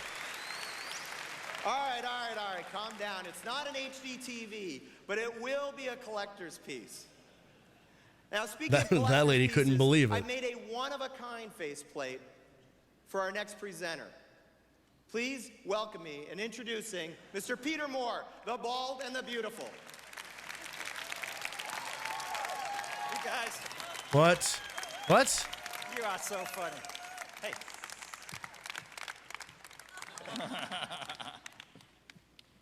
Thank you, Jay. So to begin to understand the promise of the future of video games, think about some of the most absorbing experiences of your life. Like many of you in the audience this evening, I'm a runner. All right, There's Pete. How long is it going to take for you to grab a controller and sit down in the middle of the floor? Kind of perfect mind-body equilibrium. It's been called the Send Zen of unsavory DMs to Velocity Girl. I know what you're about, We're Peter going to Moore. deliver the Zen of gaming. Next generation games will combine unprecedented audio and visual experiences to create worlds that are beyond real.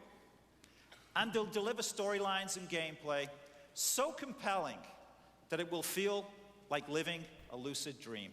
At some point, we might even show you a fucking video game. Where you achieve the perfect mind-body equilibrium as you forget your physical surroundings and you become completely immersed in the game itself.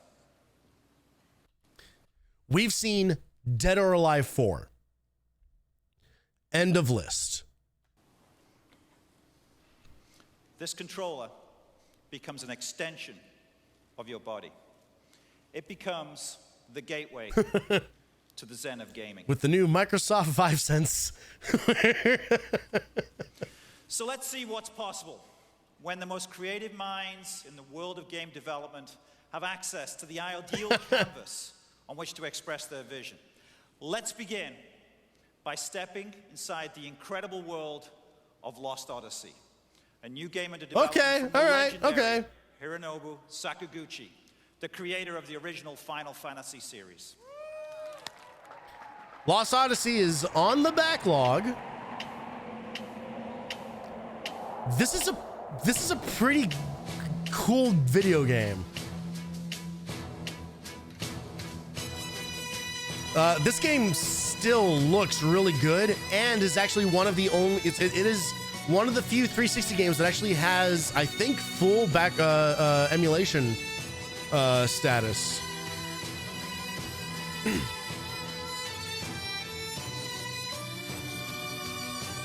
Much like Final Fantasy VIII, this game has like a combat mechanic that is like enough to enable someone like me to want to play it.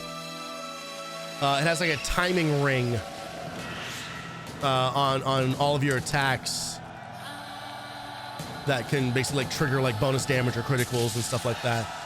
Great style, very, very cinematic. Really fucking cool sense of scale in this game. This does not appear to be a great trailer for it.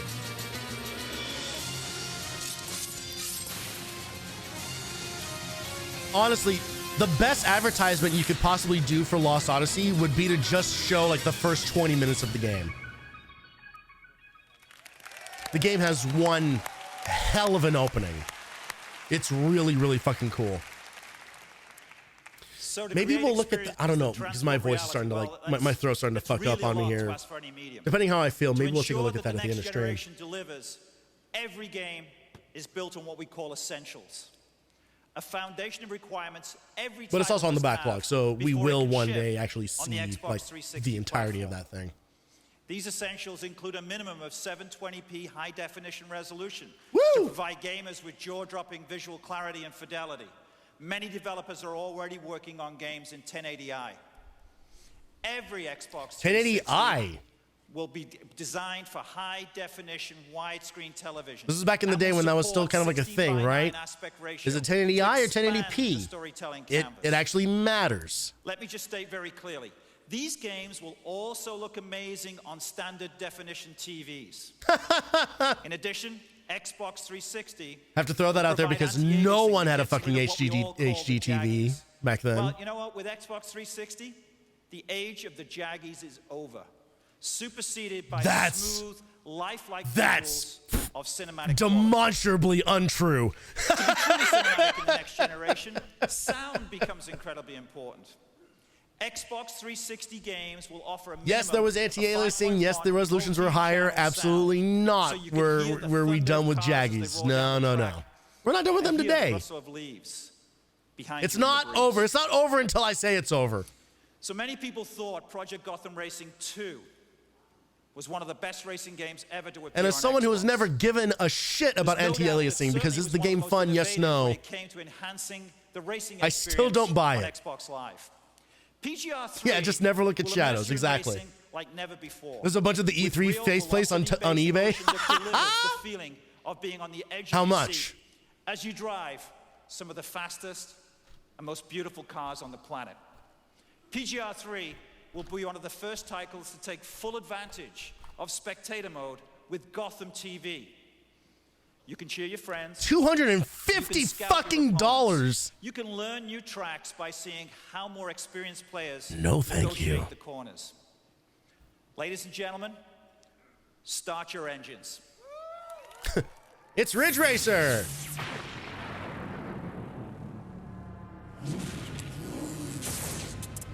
Oh my God, it's our second video game in 45 minutes.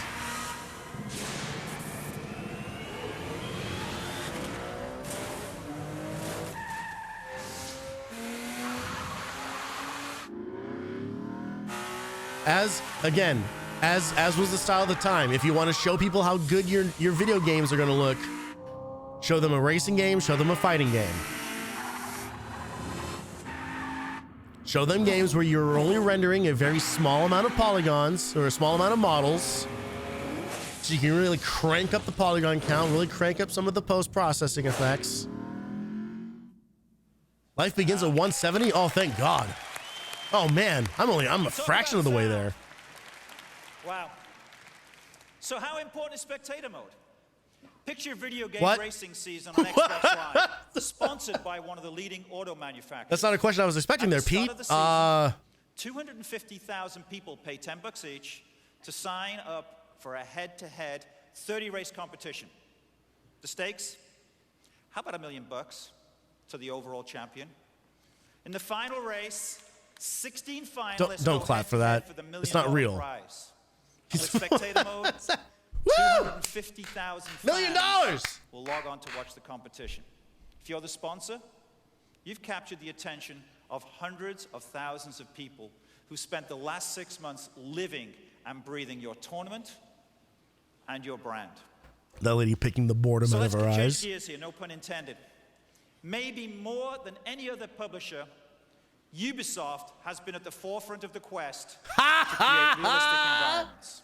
Yep, and they are, boy, are they at the forefront still to this day. Ooh, They baby. have all of the horsepower they need to deliver an experience that will place you completely in the moment. God, if you knew 20 years later what the state of Ubisoft would be. Urban warfare at its most intense and chaotic. You are a soldier of the future. I hope eventually they're gonna show a game that I care about.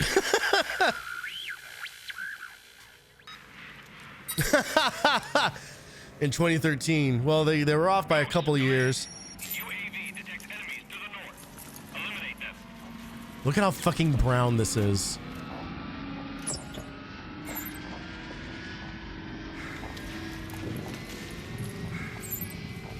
Just this sepia tone, hazy bullshit.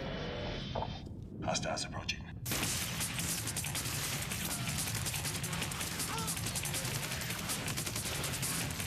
And these are full bull shots. Absolute bull shots. This is not real gameplay. Oh my god, this looks awful. If you're gonna fake the gameplay footage, why make it look this bad?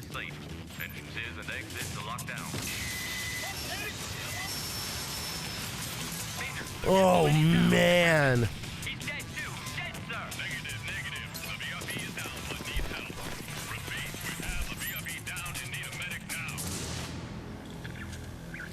That's really funny. It's really funny seeing that because I don't remember that trailer at all being in the conversation whatsoever. Everyone was jamming their fists down Killzone 2's throat. That was the big one, right? If you're not familiar with that, Killzone 2 had a trailer. Maybe because it was for the PS3, I don't know. But the trailer for that looked like this really, like, visually, holy shit, no way is this game going to look this good. This is incredible. Turns out it was completely fake. 100% fake. Completely pre-rendered, fully animated, and rendered through, like, traditional, like, 3D animation software. The final product did not look anything like that. This generation was lousy with this kind of stuff. It's blatant false advertising. Like blatant false advertising. Absolutely ridiculous that they were able to get away with it. And people caught on very quickly. But you had to be like on guard for this kind of shit during this generation. It's funny because in the case of something like the PS1 generation, even the PS2 generation, you know, like because games look the way that they did, when you saw like a pre-rendered cutscene or advertisement for it, you didn't really think anything about it. Because you knew that, well, that's okay. Well, we know that's, you know, this is, you know, more illustrative of like the vibe and the world and everything else like that, right? We're now entering like an era where we're talking about HD graphics, progressive scan, anti-aliasing, you know, we're talking about like all these things. And then we go like, now let's take a look at one of the games coming out for this thing. And all of that Ghost Recon quote unquote footage was absolute horseshit, like fully fabricated, you know, and that kind of stuff kind of kept happening. It's why now, you know, like even to this day, you know, you have like these little like disclaimers at the bottom of every trailer that says like, it'll still say like these roundabout things that are like captured in engine or captured in game or whatever, but they won't use the phrase like real-time gameplay, right? You know, like they use this kind of like coded language so that they don't really get in trouble. And that's, you know, like, again, not to keep advertising Valeno's fucking Discord. I have my own Discord, goddammit. But we were looking at Tides of Annihilation, which looks fucking insane. And I'm very excited to play that game. However, the stuff that we were looking at was like footage of a boss fight, And the more and more I watched it, the less and less it seemed like real gameplay, because it's too crazy. There's too much going on. The camera movement is all over the place and does not look like it's like following like your like basic character movement type stuff. And then comparing it to a gameplay reveal that they did like almost a year ago, it's very, very different. Now that could mean that it was, you know, it has seen iteration, it has seen improvements and everything, as, you know, they've developed this game and everything else like that. It could be like a vertical slice, which is a very common thing. But because of shit like this, 20 years of this, moments like that Ghost Recon trailer and the Killzone 2 trailer are like, when I see like these things now, like I'm too cynical. It's just kind of like, I don't know. I mean, I hope that's how it really plays. That looks really fucking amazing, but I don't know. Some of this seems a little too clean. Some of this seems like it's being pulled off a little too perfectly. You know, like I'm missing like the human element here. You know, the fact that they've perfectly dodged every one of these attacks and landed all these special moves and no one ever makes a mistake, you know, like it is kind of like, huh.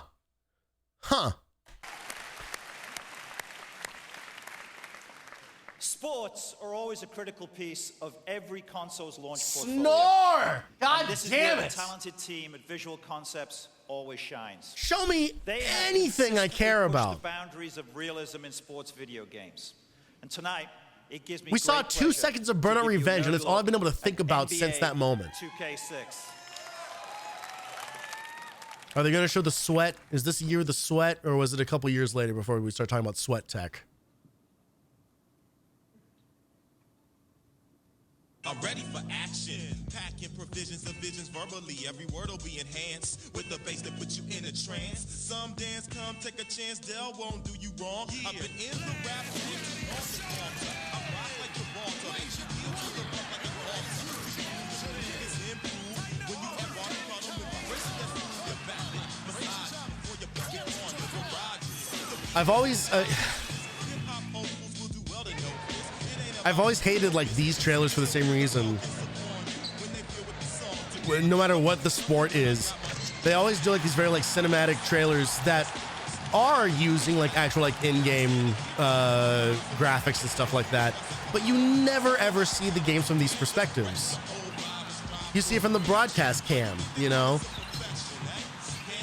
So it's like, so what's the fucking point? Like, look at how good our game looks. It's like, but you don't see it that way in real time. This past week on MTV, we shared with you a title. All right, that's enough basketball. Anyway, MTV. And one of Rare's premier titles for the launch window, Perfect Dark Zero. Okay. A game that will redefine the multiplayer. I'm not going to say that I care about this game. I don't, but... This next title from Rare represents an important leap forward in game development. Oh, no, it's not Cameo, is Combining it? dynamic puzzles, immersive combat, enormous environments, I think it's Cameo. Innovative storytelling, and really, really, really fun gameplay. Let's look at a title that will feed the hardcore Fusion Frenzy. and to the broader gaming audience. Bill Gates' favorite video game. For every vision of light, there will be one of darkness. For every moment of peace, there will be one of chaos. Yeah, this is fucking Cameo. She alone holds the power to save this world.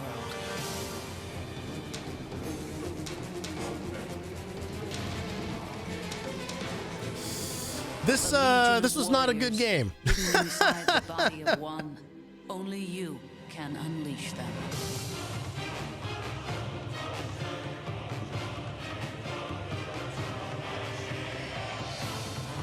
God, look at these frame rates.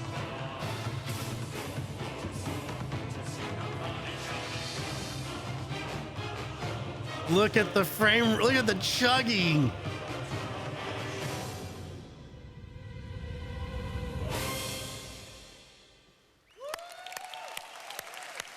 They put a lot of marketing behind this game too.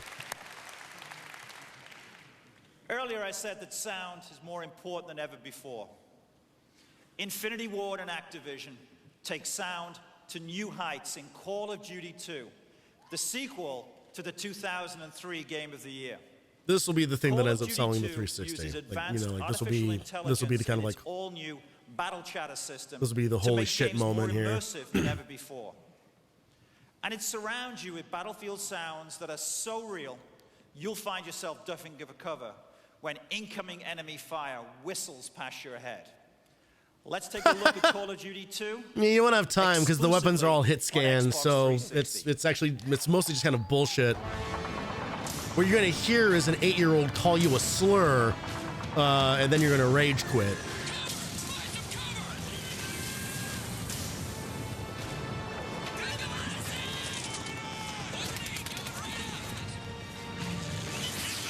I guess Call of Duty 2 it wasn't really until Modern Warfare where that became like the thing, I suppose.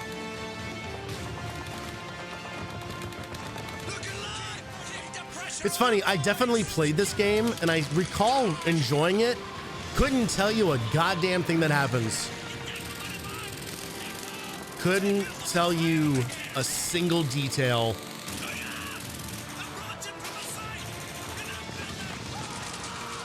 I think I remember more of Finest Hour of the first Call of Duty on GameCube, which is the version that we had. I'm pretty sure, I think I remember more from that than I do of this one.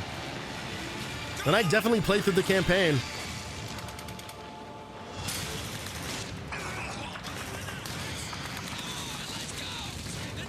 Again, these fucking frame rates, god damn. It's funny because I'm pretty sure this game ran better than this. It must have. It must have. I wonder if some of this is like transfer problems or something.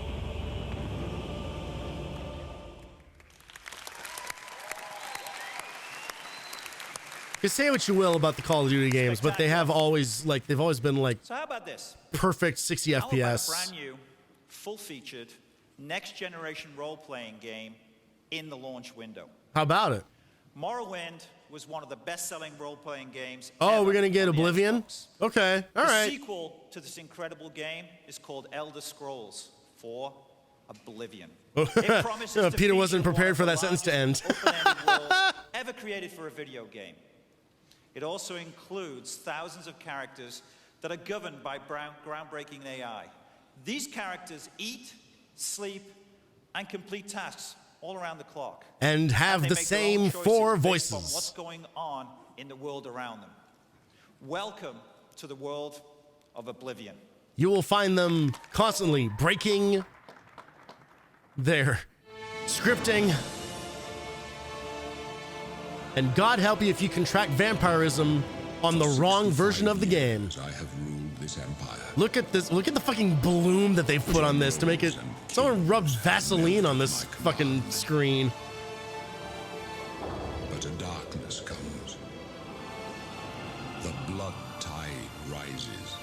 Gotta show off Patrick Stewart in the beginning. These are the Oh shit, this game has Patrick Stewart in it. It's gotta be really cool then, doesn't it? And then he's only in it for 2 minutes. Of my life. Final hours. Final minutes at best.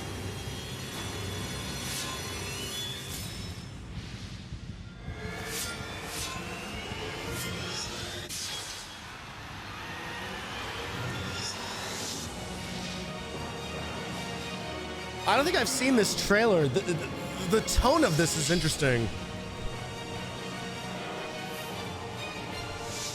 Given what an absolutely goofy and ridiculous experience this game is,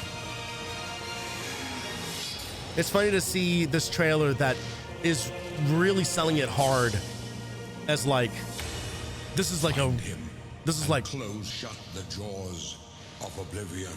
This is like a serious RPG adventure game type thing. And then it's just like, you're going to spend most of your time futzing around with the fucking ragdoll physics. Yes, indeed.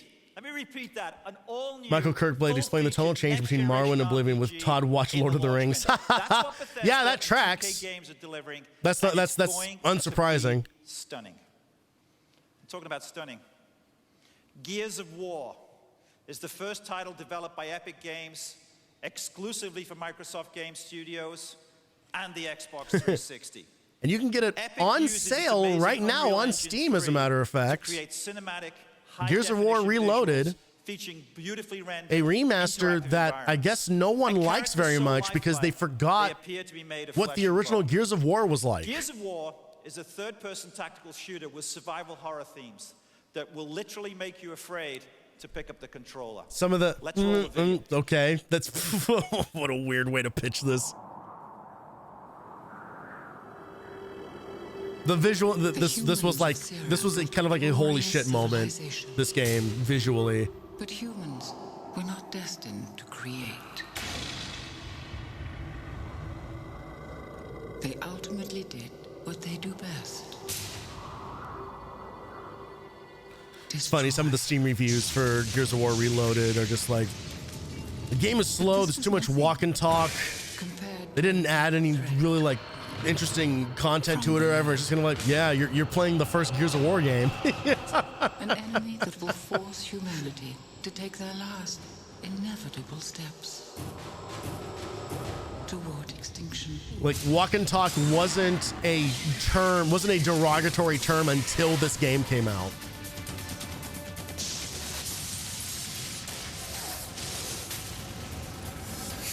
I remember being blown away by this game the first time that I played it, and to me, the thing that was the craziest thing about this was the steady cam angle that happens when you sprint, the kind of like shaky cam thing. That was one of my favorite things about this generation was they started getting like crazier and crazier with their camera stuff. Wow. So seeing like shaky cam, like action cam stuff, I thought was really, really cool. Games so far this evening. Additionally, we have many exclusives coming from It was that and powerhouse Ragdoll publishers Physics. and great partners such as THQ, Ragdoll Physics Sega, carried a lot for me. Namco, and Atari. To this day, I still love fucking physics in games. Like I just want to see things like fall over and crumple and break apart into a billion pieces. Franchises in the video game world. Franchises like Madden, NFL football. Madden fan. Need for Speed. And of course, FIFA. I am talking, of course, about Electronic Arts. And please welcome Don Matrick, the president of EA Worldwide Studios. Don Matrick. Boo!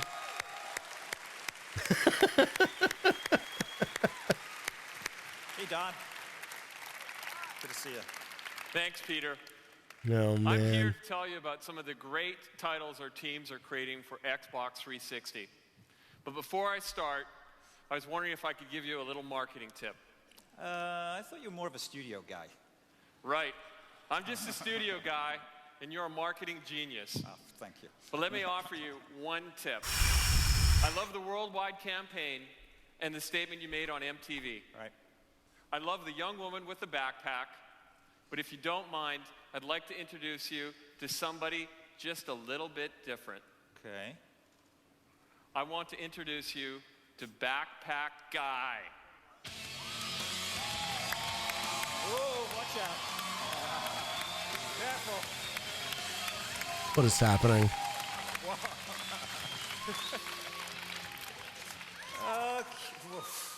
What more her than Jay and I have got, let me tell you. So let me guess, your name's not Kim, right? Okay. No. Let me introduce you to Oakland Raider All-Pro Robert Gallery. Cool. Is this guy still playing? He might be in my city right now. I brought along a few new ideas for Xbox 360. Thank you, Robert. Football players famously play for like more than 20 years, right? Man, do you play games? Yeah.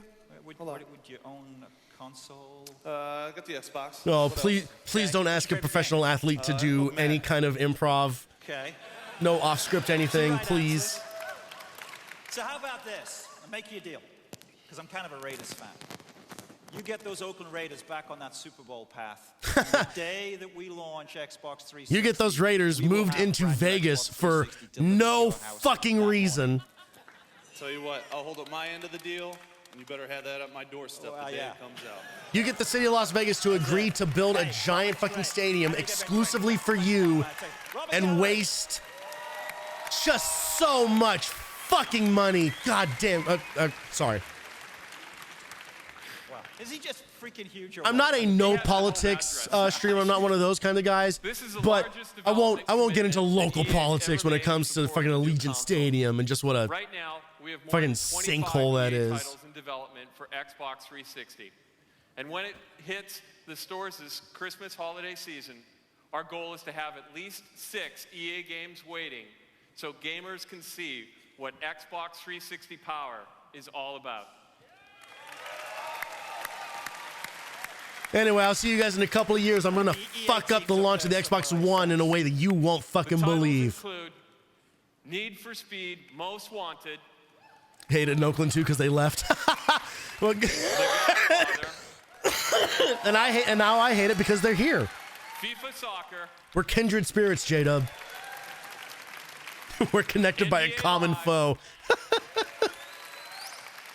Tiger Woods PGA Tour. And Madden NFL 06. Man, EA really did just churn out the fucking sports games, didn't they? Next, I want to show you some gameplay footage that reflects the breadth and depth of EA's support. We have a montage of imagery captured from 6 titles, followed by gameplay captured from Need for Speed Most Wanted. Okay, an actual good video game. Jesus Christ.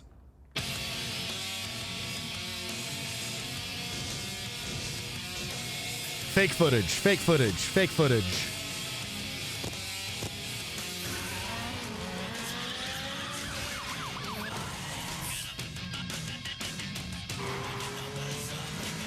Need for Speed Most Wanted kicks an unbelievable amount of ass. The Tiger Woods golf games also kick ass. Although, but not in this generation. The previous generation, the ones on GameCube. I think it's what is like 03 through 05. Like those are the good Tiger Woods games. The other ones are okay, but. Oh yeah, and the Godfather game, sure. Another good video game.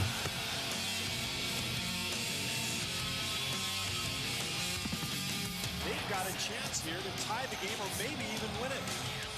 All right, there's the sweat tech. They were showing off some of it. And then this pre-rendered bullshit from Madden.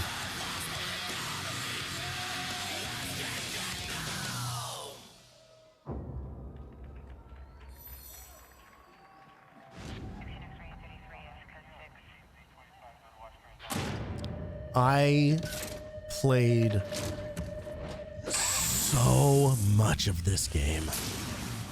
So goddamn much. I played the hell out of this game on the GameCube, and then I played the hell out of it again on the 360. Need for Speed Most Wanted Original kicks ass.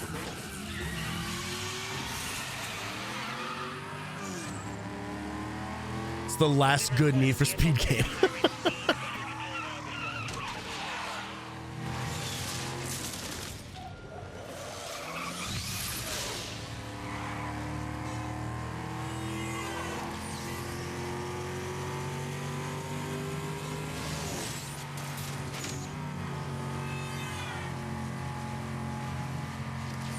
This is not great footage.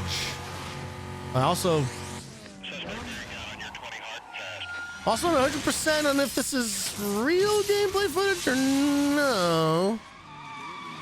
It might be. It was a pretty good looking game, but this looks a little too good.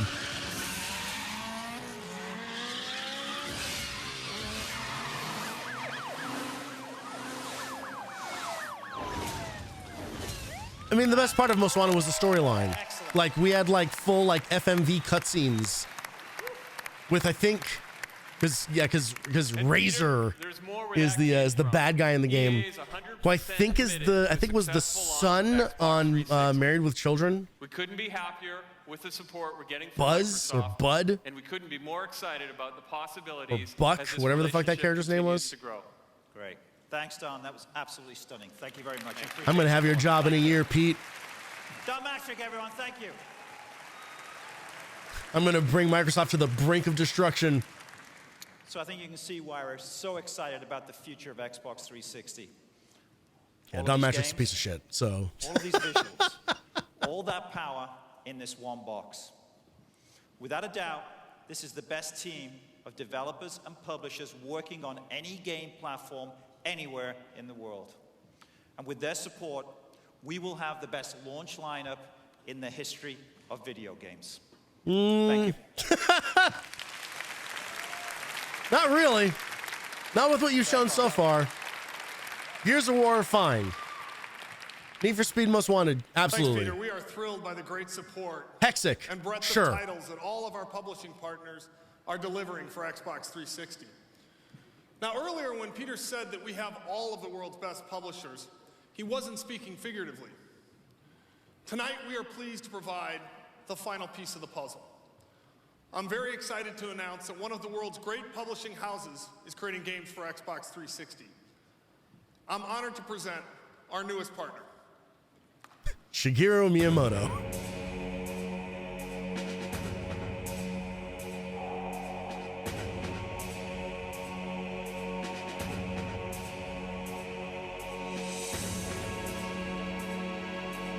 Is it Blizzard? What am I looking at? Is this White Knight Chronicles?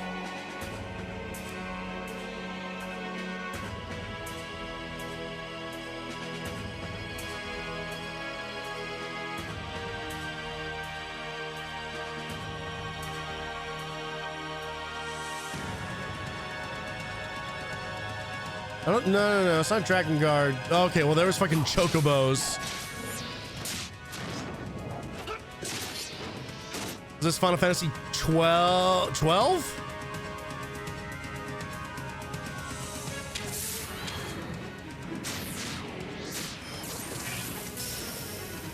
Neverwinter Night. What fucking game is this? Okay, it's definitely Final Fantasy something. 11? I don't have a goddamn clue.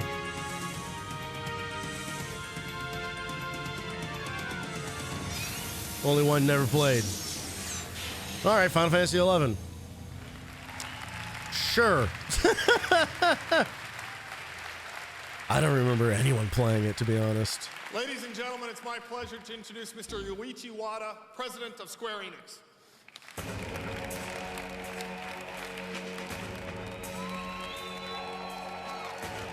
11 was the first MMO. Okay. Good to see you. Thanks for Right. 12. Yeah. I suppose I meant 11, not 12. I'm honored to have this opportunity to speak with you tonight at E3, the largest video game event in the world. 12 is the one that kind of plays like an MMO. Enix and Microsoft share a vision for the future of gaming sucks. and entertainment. I know there are people who like it. I did leading not. role in creating innovative technologies that will bring new levels of interactivity and self-expression to video games. I tried 12. I put a decent chunk of time into 12. To be able to announce And the part that broke me that was Square Enix will join with Microsoft and Xbox to bring our games to Xbox I'll finish that thought in a second. 360 and Xbox Live. This was a fairly big deal because they were the Sony boys. By Xbox 360's outstanding features. Played quite a bit, but it feels half finished. Network connectivity. All I remember is there is a mission in there, probably, I don't know, like 6 or so hours into it, where you're supposed to like, there's something where one of the plot points is like, oh, we need to convince everybody that we're like, because there's like some like tournament or something that's going on, and we need to find a way to like sneak our way into like we need to like finagle our way like into it so we can influence the outcome. Oh, I know. Let's go around and try to convince everyone in town that we're the people who are like the champion or whatever. So you literally, yes. So you run around and yell, "I'm Captain Bash" to like 3 people, and then it's like mission accomplished. and now everyone believes you, and I couldn't. I had to stop.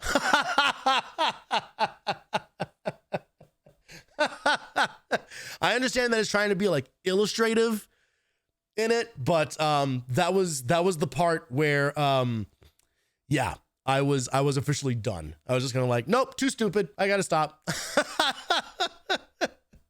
And personalization. We are also impressed with Microsoft's deep insight into online gaming.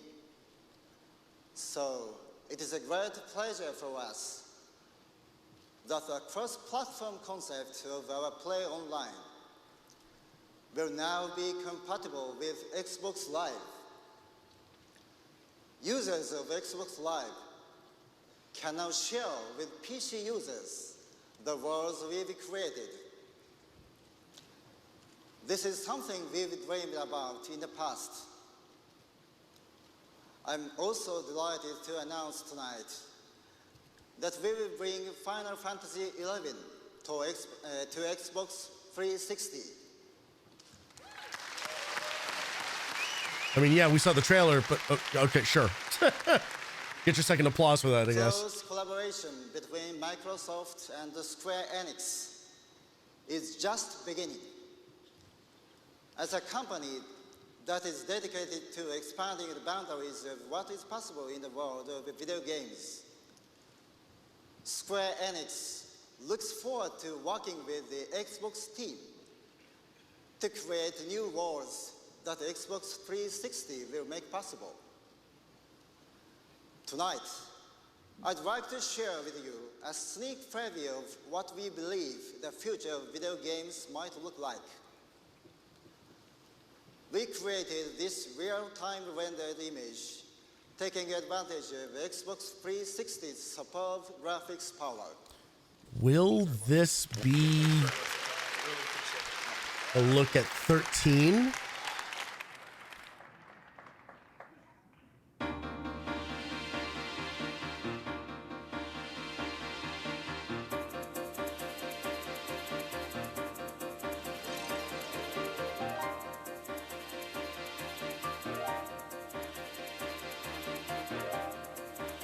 Not quite. Probably still a couple years out from that.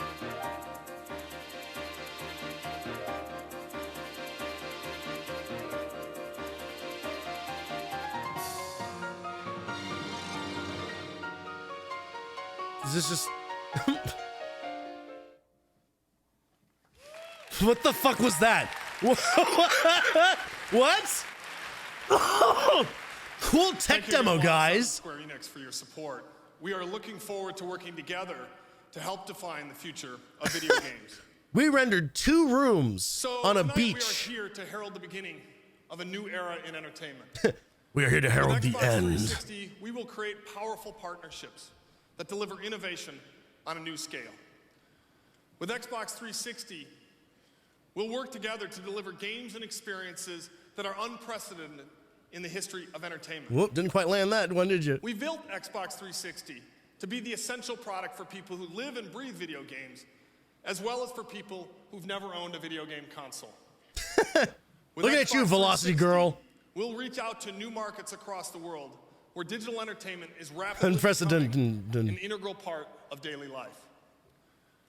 With Xbox 360, video games will become a true mainstream entertainment medium. A medium where bestsellers are measured not in the millions of units, but in the tens of millions of units. Oh. We have the passion. Hell of a step there. We have the product. We have the partners and the games. And we are inspired. Inspired by a vision that once would have been too audacious, too bold to consider. With tens of millions of Xboxes, we'll reach a billion people. Consumers. We're very good at math. We'll do that because Xbox 360 will be the most powerful platform in the next generation. A platform that combines great hardware, great software, and great services to deliver games and entertainment that will truly redefine what it means to have fun. Xbox 360 is here, and it's on. Thank you very much, and join me at the party.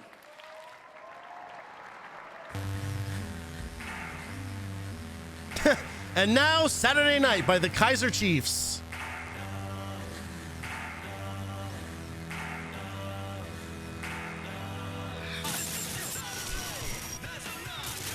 And now here's Quake 4, which was a launch title.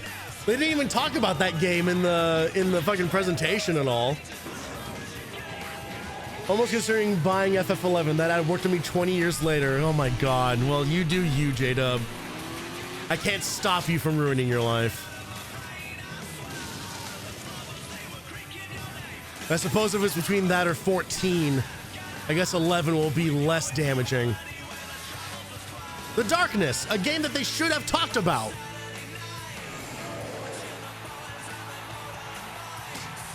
It's weird what they picked and choose, what they picked and chose for this.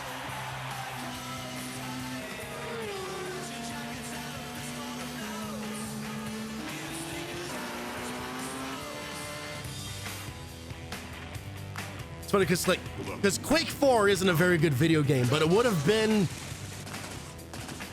cool to show in this moment. The Darkness, I like The Darkness. It is rough. It has some pretty rough edges, but it is very unique. It has a great sense of style to it, even if it's not fully realized from some of the graphical, capabilities. The audacity to show this fucking video twice. John Madden. Happy birthday, John Madden. Play the song. Dead Rising. Why did they show these during the press conference? These are way better games. Condemned. A hell of a game. An amazing game. Wasted opportunity. No, let's show you fucking racing and sports.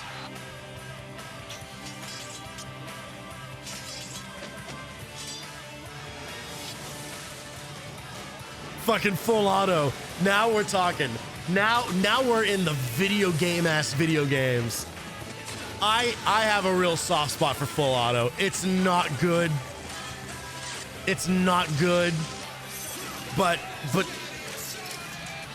every now and again I will revisit it because there's something about it that makes me happy.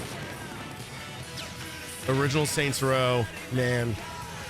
Original Saints Row would be very interesting to go back to these days.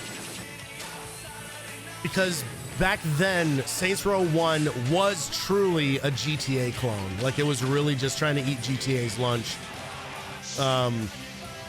99 Nights! Again! Oh, man. That was not a good game at all. But it's... God, I can't believe they didn't show any of it.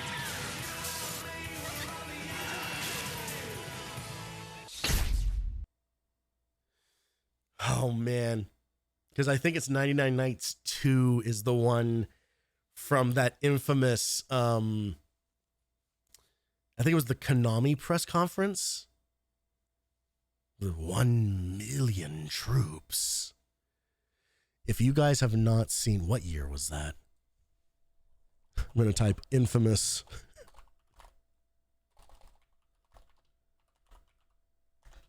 Konami press conference. 2010. Konami E3 2010. We'll have to, oh man, okay, there's got to be an excuse to watch this one day. We won't do it today, but the E3 2010 Konami conference is, it is a thing of beauty. I was lucky enough to get to watch that live, like at work. I was able to watch it while I was working, and oh my god, that fucking thing.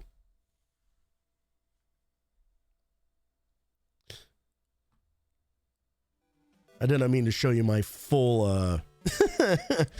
I forgot which screen I was on. I didn't mean to show just full unfiltered desktop there. What a fascinating, it's so weird looking at that. I feel the same way. I feel similarly to how I felt at the end of looking at like the PS1 presentation, you know, where it's just kind of like, this has a little more energy into it, you know, like we're getting more into what would become kind of like the modern E3 experience for sure, but we're still like very like buttoned up, you know, maybe not literally, because like we have our zippers down ever so slightly in our 8 layers of fucking clothes, but there is a degree of, these guys are a little bit better at public speaking. They're a slightly more personality driven, not by much, but these are guys who can at least carry themselves a little bit better. they're not so awkward. But the scripts are still largely the same, you know, like very dry, very straightforward. You know, we're getting some flowery language here and there. Jay Allard managed to spend a whole lot of time not saying a fucking thing. So we're not getting just like straight raw data like we were on the PS1 stuff. But man, looking at that launch lineup, like looking at the games that they decided to actually highlight, it's kind of crazy. It's kind of crazy looking at that and being kind of like, man, how did the 360 end up being such a big deal? But you have to look at it in the context of kind of like what gaming was like at the time. And that whole Xbox Live thing, you know, even though they already had some of that in place for like the original Xbox, right? Like you could play multiplayer on the original Xbox, but you know, 2005, like this isn't around the time when, you know, like internet adoption has like fully taken off now. You know, we're not at 100%. It's going to be a long time before we get to like 100% adoption, but we're now at the point where we're damn near most people, you know, who are connected in some way, shape, or form to entertainment, they're gonna have the internet. You know, like this is happening. The internet is now officially like happening. You know, if you, I don't think this applies to my chat and my viewers specifically, but you know, if you were born, you know, post 2000, you know, post 2000, post 2001. You're not going to have a sense of what the world was like in those early 2000s, like that late 90s, early 2000s, when the internet, because everybody always like, oh, the internet exists is like the 1970s. It's like, just shut the fuck up. Like that's not what, and no one means that when they say like, how old is the internet? Like people think about early 2000s, like that is the age of the internet, truly, especially as we know it now, you know. But even then, it was this thing where, you know, you went online, you know, you surfed the web. It was an activity that you would do with part of your day. That is how things were. And now that we're getting into like 2005, 2006 territory, we are very, very rapidly approaching actually, you're just kind of using the internet all the time for everything. Maybe not for everything, but you're getting kind of close to it. You're definitely spending a lot more time on it than off, you know? And then by the time we hit like 2010, 2012 or whatever, it's now, the internet now fully exists. Everyone is on it. Everybody is using it. If you want to find out news and stuff and things that are happening in the world, you're doing it online. And that's when we start getting into like the web 2.0 stuff and everything, you know, like, so this is all very like formative, you know, like these were exciting times. They were exciting and terrifying times. And credit where it's due, you know, Microsoft was on top of it. They were right on top of it. They saw the writing on the wall and they made good choices in terms of putting a real big focus on multiplayer gaming experiences. You know, they really fucking went for it and it paid off. It really paid off, you know, like considering, again, looking at that launch lineup, it's just kind of like, I don't know. You know, the thing that sold that launch window was the fact that it was like the new generation of games. That was really it. That was all there was to it, you know. And that's kind of how it was for a lot of consoles. It wasn't until, you know, after that, when we hit like the PS4, PS5 days, when now it's like there's such tiny jumps up, there's such little leaps ahead. That's kind of like, yeah, I can skip this generation. You know, that was not an option. That was not an option back then in the days of the 360 and the PS3. It was just kind of like, no, you need to get on board with this shit. Video games are changing. So it's interesting seeing kind of like, again, what is more or less a still pretty like straightforward and dry presentation, but not at all focusing on any of the games that the system would end up being known for. Gears of War is like the only exception to that rule, you know. Gears of War became like a massive hit, and I was gonna say continues to be important to this day. That's not really that true. But until relatively recently, you know, Gears of War was still going fairly strong. You know, they made another, 7 or 8 games in the series between like the numbered sequels and then like the spin-off-y type things. So it's always interesting to kind of like look back at where things started versus where they ended up, because when you look at that presentation, you might be kind of like, yeah, no, there's some interesting stuff there, but I don't know if there would be enough to sell me on a console. At the time, that absolutely was enough. At the time, it absolutely was enough. They tried to bring Gears back. Yeah. Yeah. I think they've tried a couple of times, and it's not really sticking. Not really, doesn't really have the juice anymore.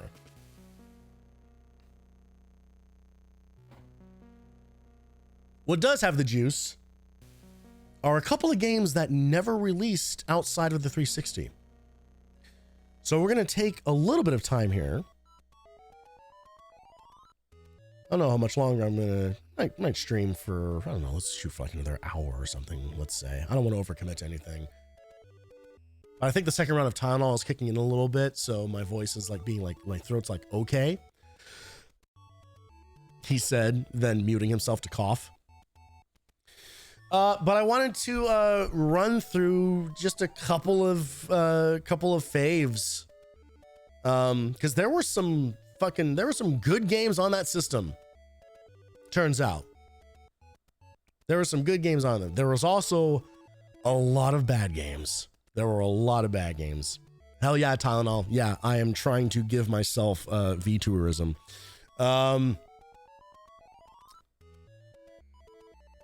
So we are going to start. We're gonna start with a fucking showstopper. Like, I'm not even gonna pretend that I care about any other 360 game as much as this one.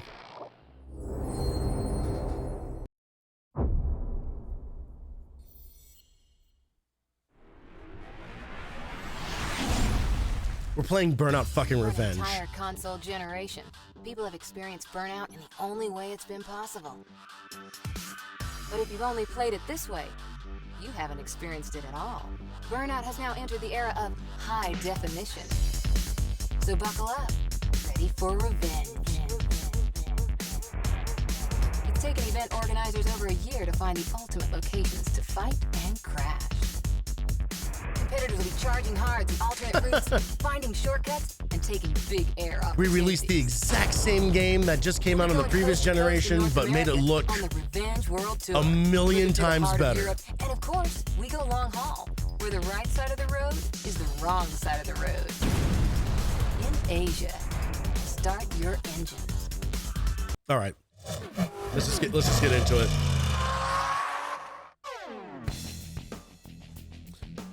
So I will visit this game all the time on my own. You can see this is my current save.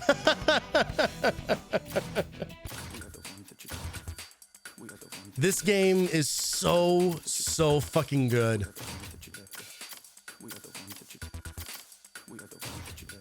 Let's see what we got here. I mean,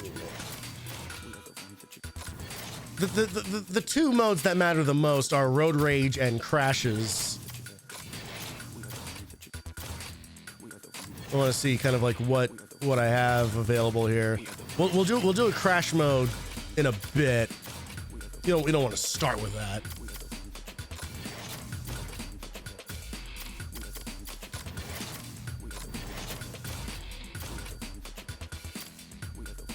There we go.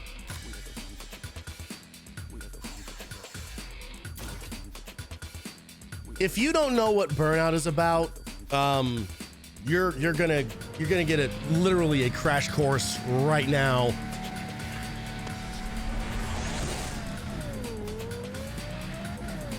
It is about ridiculous speed, stupid drifts, endless boosting,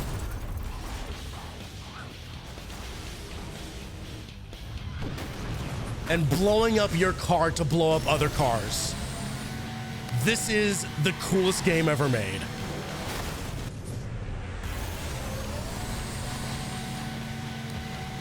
I love this game so much. I love like all the Burnout games are phenomenal, but Revenge will always be the peak for me. I know lots of people like 3, which is Takedown.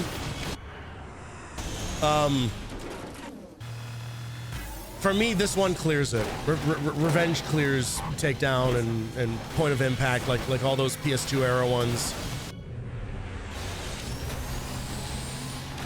It's so much faster. It's so much crazier. I like traffic checking.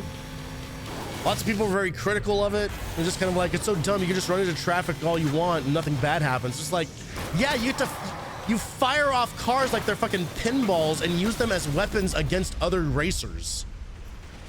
Why wouldn't you want that in your video games?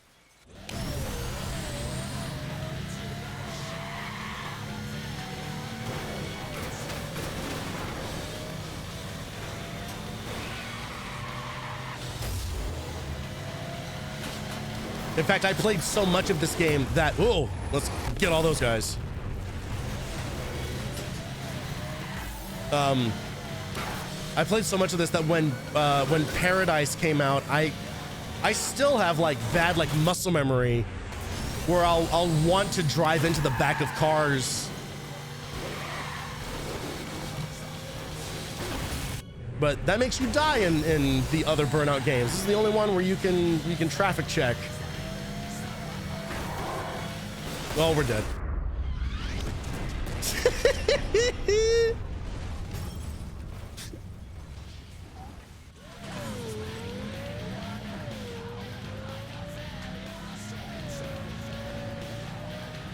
Honestly, the justification for my love for this game is not that deep. It really is game fast, blow up cars, crash everything, and then do this. Like, make big explosion.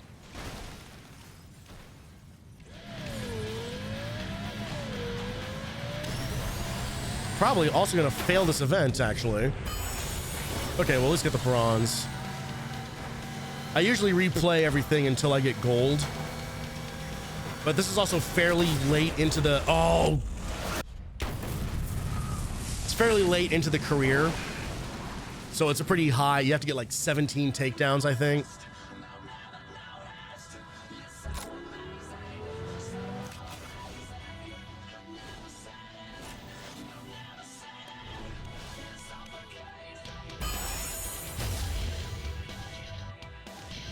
Oh, but that was enough to actually rank up. Okay, cool. So we'll get a bunch of other events here. I have in the past, I have 100%ed this game.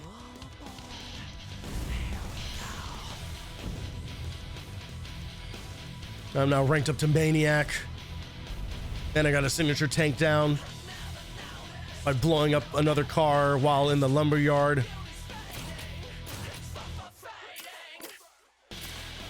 All right, let's do like just a straight up race.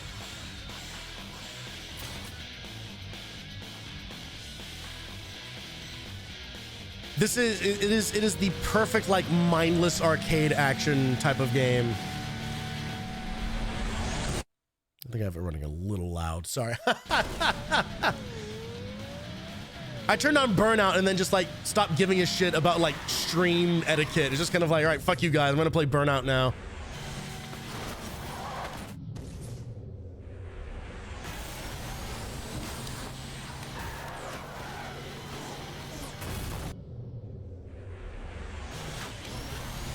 There is a universe where if I didn't think that it would alienate myself from any other viewers or potential growth I would just play this. And basically just go back and forth between this game and Rocket League. It would just be those two games back and forth for eternity.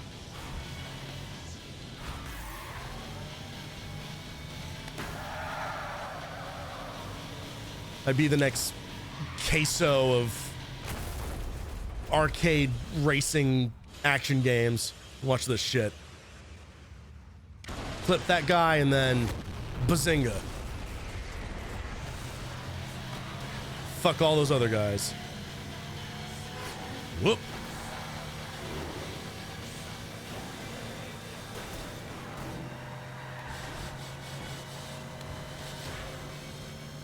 It's so funny because, like, looking at, like, the thing that we just watched was just like, look at this fake footage from Madden. Look at this definitely fake footage from Ghost Recon. Look at this basketball game. Look at how cool all this stuff. Look at how the next generation is here. This game to me is peak Xbox 360. In terms, like, fun and visually impressive. Like, I think this game looks amazing.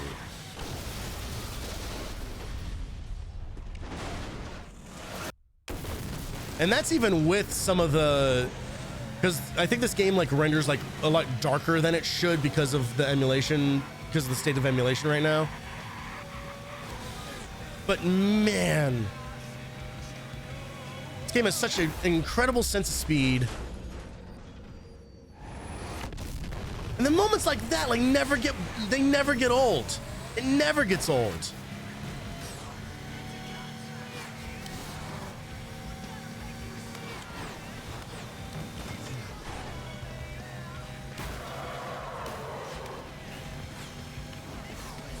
A common phrase that I use a lot is, you know, this game and or movie and or song hits the pleasure center of my brain. Like, pleasure center of my brain is like a very, like, it's become kind of like a pseudo saying for me. But this is like this is like top like 3 things for me. It's like this, Tron, and Pan's Labyrinth. Like some of the most like influential experiences in my life. Rocket Knight Adventures in there.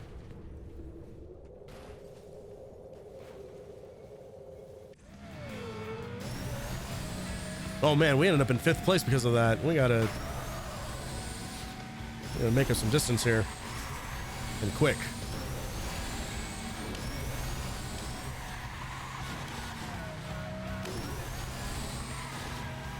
You basically never let go of the boost button, you know?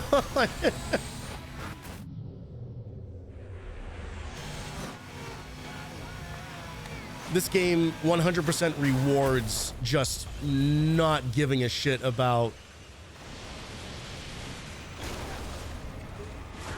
any sense of playing it safe.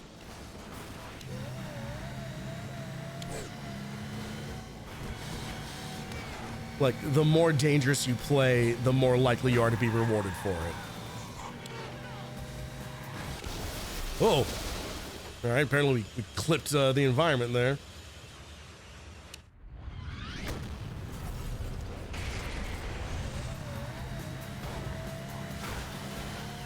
A big part of it is also the sound design. Like, again, old trick, but I'm a sucker for it. That whole that reverse vacuum sound, and then like everything goes silent for a second, and then the explosion hits. Boom, first place. It fucking works on me, man. It's always cool. It's always cool.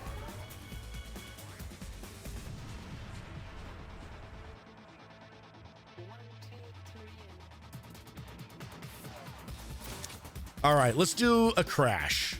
We'll do a crash mode here. We'll go to one of the earlier ones so that I don't embarrass myself by failing a bunch.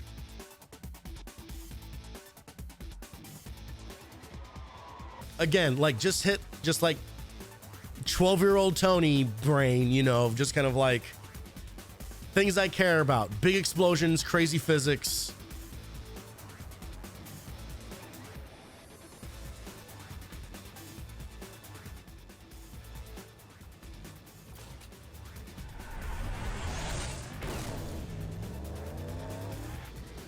So literally just make carnage happen.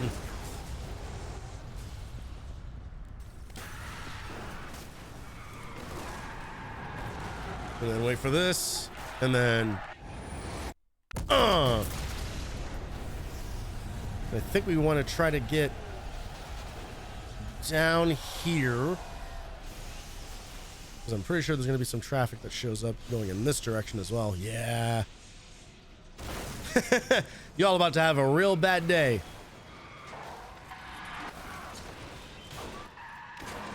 Might get a second crash breaker here. Yeah, we're gonna get one. The trick is to go into slow-mo or aftertouch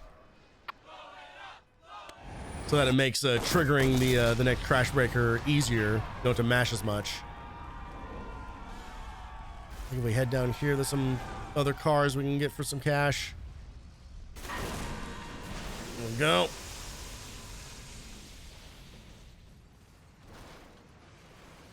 Again, it's the same part of my brain that like still thinks bullet time is cool and everything. Yeah, let's get a third one.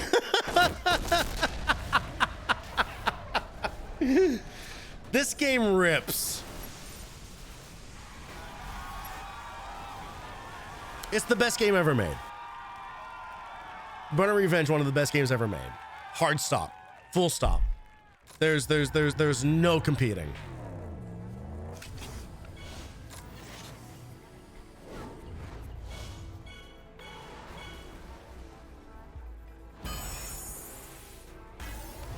I could genuinely spend like the rest of the night just doing this. Like just go fully nonverbal.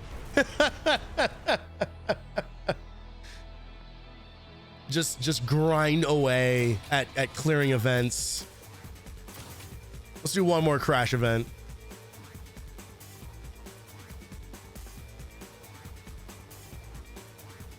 Okay, so this on. So what's cool about these is that they're kind of like puzzle modes, right? Because you're trying to create as much carnage as possible, but that only works if you send traffic. You need to send traffic into oncoming lanes in order to actually make it like react. So we got to make sure that we hit this guy into that. All right, we didn't quite get there. We can traffic check all these guys so that we can get all the way down in here and then actually cause the crash.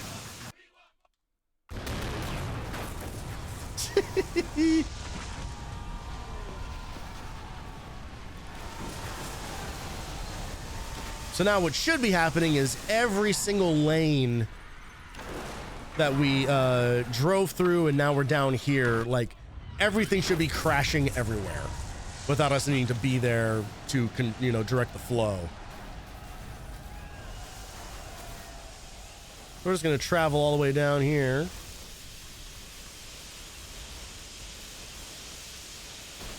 All this, like, again, sucker for like particle effects, all these like sparks and stuff. As long as you never let go of slow motion, you can kind of travel forever.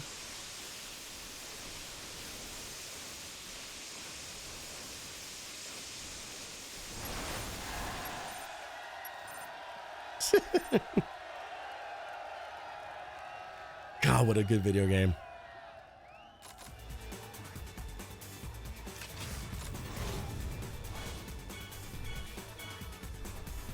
That, and what's funny is that's kind of it, you know? Like, that's kind of all that the game has to offer. You either race and try to crash your opponents a whole bunch, or you go into crash mode and try to solve big explosion puzzles. There are a couple of other modes here and there, but ultimately, like, that is the loop.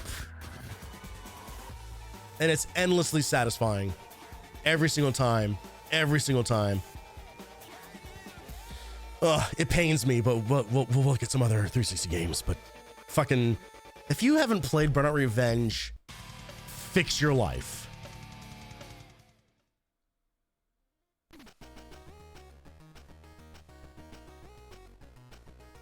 Okay. Let's see. So there's...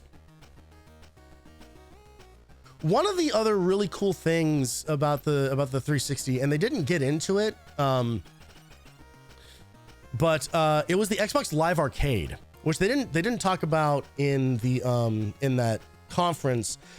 It might not have been a thing yet, but the Xbox Live Arcade was where like smaller games would release. Like they wouldn't be like the full like AAA whatever like full like disc release type things. But it would be where like smaller like bite-sized games would happen, and then that started expanding out into like actual like full feature games. So my first time playing through Castlevania Symphony of the Night actually happened on the 360. It happened through the Xbox Live Arcade version of Castlevania Symphony of the Night, which I think is the version people should play. You can go back to the original PS1 if you want to, but you're gonna have to live with all those load times and everything. And on game overs, especially, like that's where, unless you're really good at the game and you never die, then fine, then play whatever version you want. But if you're like me and you suck at it, the wait for the time between game over to reload your save is substantial on the original PS1. The 360 makes that a lot more manageable, a lot more livable. And was a really goddamn good port. Was like a really, really good update to that game. But there were a lot of games like that. And perhaps, you know, one of the most famous ones is going to be the one that is 100% going to ruin the bitrate of this stream.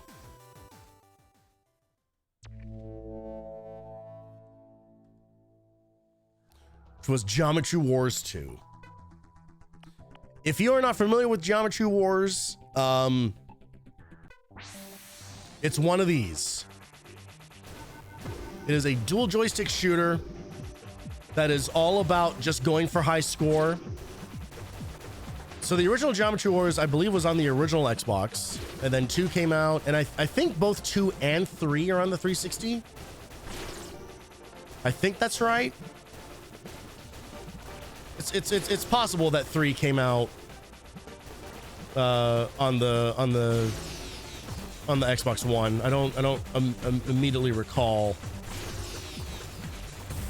But this to me is kind of the peak of the franchise. Like it's just satisfying, explosive arcade goodness. Just some good old-fashioned twin stick chaos. I mean, just look at the fucking mess that we're making. I will not be surprised if the stream looks like absolute dog shit right now.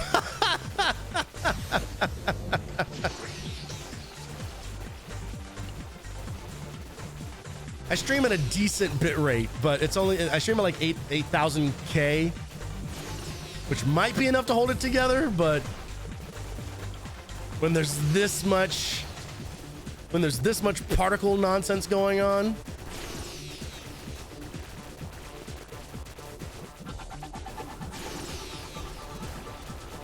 I remember back in the day, like watching footage of this game, like on other people's like live streams, like on Giant Bomb and stuff like that.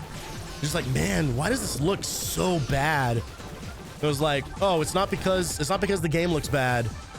It's literally because like internet like can't keep up with streaming the amount of individual pixel changes. Teddy! Thank you for the raid. How's it going, everybody? Good evening. Teddy, thank you so much. I hope you had a great stream. I'm not sure what you were doing tonight. I don't know if you were out there breaking more Legos or not.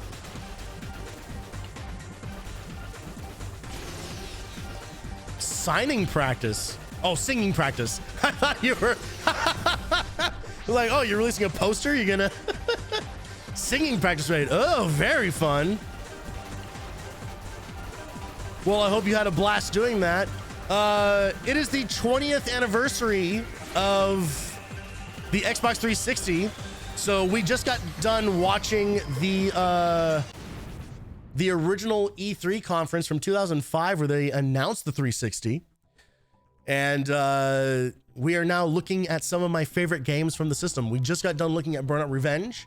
We're taking a look now at Geometry Wars 2, which might be making the stream look like total chaos. I don't know. But hello, everyone. Typing from VR and dead AirPods. Great. So you're in it. You're in the virtual realm. Well, welcome. Hey, everybody who might be new here. I'm Tony, retro streamer. Old man on video game website playing older video games than even that. Thank you so much for being here. You guys may have seen Teddy and the gang earlier, just a couple weeks ago. They were here with me on Extra Life. Teddy, Grimm, Notes, Baxter, Eggy. Who am I missing? Teddy, Grimm, Notes, Baxter, Eggy. That was it, right? Am I missing someone? I feel so bad. I'm gonna feel terrible if there's someone in that list that I'm missing, but I think it was 5. But yeah, we had an absolute blast playing through Repo and raised some money for Extra Life. So thank you so much to all those guys for coming on and being a part of it. It's always a blast playing some of those crazier chaos type games with you guys, and I super appreciated you all being there for something as special as Extra Life is. So thank you, and hope you all had fun and have continued to enjoy gaming. This is my first stream back from Extra Life because I got sick.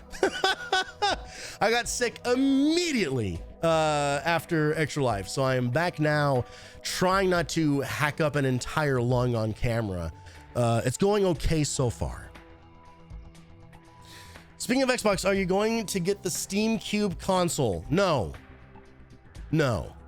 I already have this PC that I'm doing all this stuff from. So unless something happens to this computer or something crazy happens with the Steam Cube thing, I am not in their market, let's say. Also, is it weird to anyone else that they're just calling it the Steam Machine? Am I the only person on Earth who remembers they did that already? They did the Steam Machine once. They had a whole line of these weird computers, because like Steam Machine was like this catch-all term for like a bunch of like Linux PCs that just ran Steam OS or whatever the fuck. And it failed phenomenally because there was no standard. Like anyone could make a quote unquote Steam machine, and it was an absolute failure. It was confusing as hell. No one knew why are all these machines different from one another. It made no goddamn sense. And now here we are, and they're calling it just straight up the Steam Machine again. But now it's in a cube, and now the Steam Machine is like the name of an official thing. And everybody's just gonna like, oh, Gabe did it again. Fucking jizzing themselves over fucking the knife enthusiast who can't count past 2. I don't know. I don't get into the fandom. Of it. I think it's a nice option to convince my brother to finally have Steam. Yeah, no, for people who have not adopted it, you know, like people who aren't in PC gaming, absolutely. It looks like a great entry point. It looks like a great place to get people into that environment. For sure, absolutely. I just don't know who else it's for. And to see the amount of people who are really excited for it, I just feel a little out of the loop, because it seems like lots of people really fucking want one. I'm just like, aren't you typing this from your computer? Like, are you not? You know, like unless there's people, you know, obviously I'm talking from like kind of like a position of privilege here, because like I'm streaming from a pretty juiced up rig, you know, like I'm talking to you guys live from a fucking 4090 of all things. So I get that some people maybe have gone a while without like an upgrade or something like that. So maybe there's just a much larger market than I anticipated for it. It's for people that really wants all the game stuff. Yeah, I guess. They could pull a Google and make some games exclusive to it. That seems pretty far afield of how Steam usually goes about doing their thing, or I guess about Valve, I suppose. Because that's gonna be, they don't care if it works or not. Yeah. I mean, that's gonna be up to, because as far as I understand it, like it is just like, it just runs Steam OS, right? Like it's basically, what if a Steam Deck was a computer? Is essentially what the Steam machine is, more or less. I have not really looked into it. I'm definitely talking out of school here a little bit. But the idea that they would have like exclusives for it seems crazy. No one is going to make the same mistakes that Stadia did, you know. like no one's that stupid anymore, I don't think. Although we were just talking about Microsoft and all their AI horseshit, so who's to say?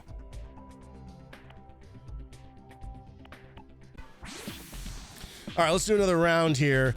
So as you play through the game modes, you then unlock other modes which add like different like rule sets and stuff. So in this case, the rule set is called King, and you can only attack while in these rings. Like I literally can't shoot right now.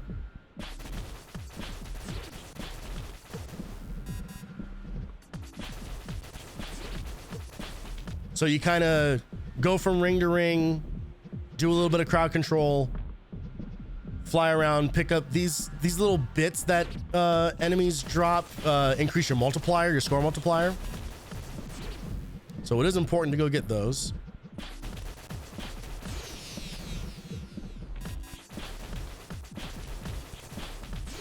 And then really gotta clear these dudes out. Oh shit.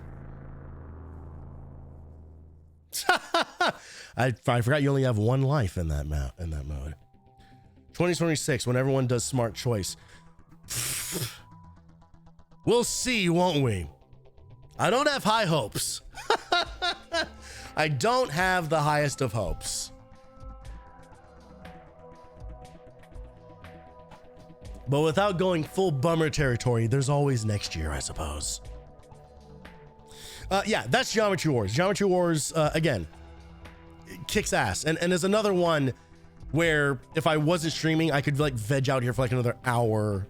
Just like, again, no talk, no move, just shape. I have a lot of hours in Geometry Wars also. Like I played a lot of that back on the actual system. Let's see, where are we at? What time is it? About 6:30? I'm trying to think what else would be fun to look at.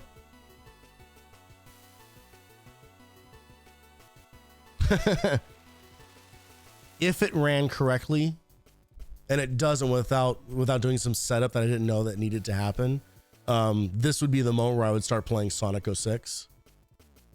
I did download it. But it does not run out of the box on this emulator. I mean, it runs, it starts, but surprise, it does not play very well. It does not perform very well. I'll show you very briefly. I need to gather some information. Oh, actually, this is running a lot better than it was the first time I... Shit. Well, I guess the game works. All right, guys, let's look at Sonic 06.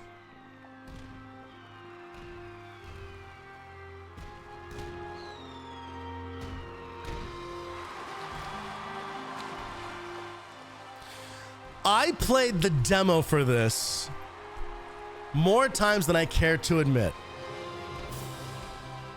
And I will tell you why because the boxes break apart and have physics. That's why. I told you, I am a simple creature. You put physics in a game, you put destructible objects in your game with physics on them, I'm going to be enamored by it. But even then I could tell that there was a problem. And it was the same problem that there's always been. Sonic sucks.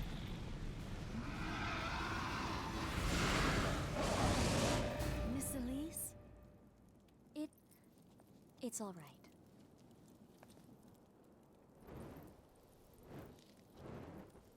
We give thanks for the blessed flames. May we always continue to have peace. I won't belabor it because I've gone on the rant plenty of times. But there are 3.5 good Sonic games. 4.5. We'll count the first Sonic game on Game Gear, which I do like. Sonic 1, Sonic 2, Sonic 3 plus Knuckles. And then that's the end of the list. That's the end of the list. Anyone who says, oh, but the first Sonic Adventure, you're wrong. You're wrong. Straight up wrong. Game is garbage. I defy you to go back and play it. Fuck you, Pickle. No, you're fucking wrong. I'll ban you.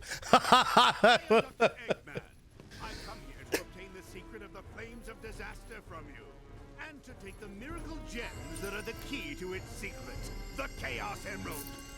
You know what's really fucked up is like a year ago, for no reason, I started playing Adventure off stream. I don't know why. Every now and again, something will like hit the back of my brain that's just like, you should play something bad. You should play a bad video game. I think it's just to make me feel something. It's terrible. It feels so bad to play. The camera is a nightmare.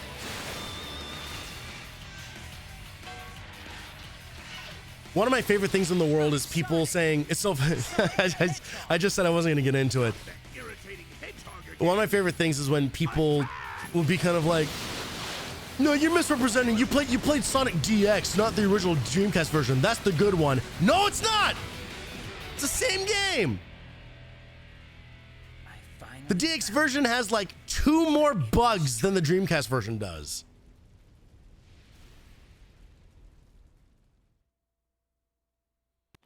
Anyway, all of that pales in comparison to what a piece of shit this game is. No special reason.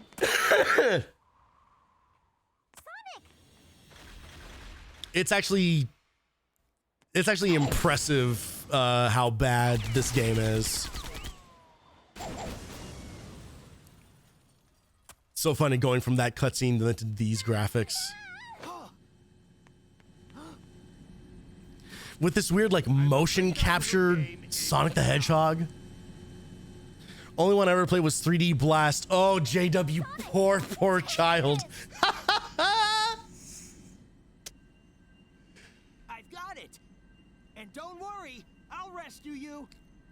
I know. As much as I hate to say it, 3D Blast is on the backlog. I had that one as a kid. I had it as a kid.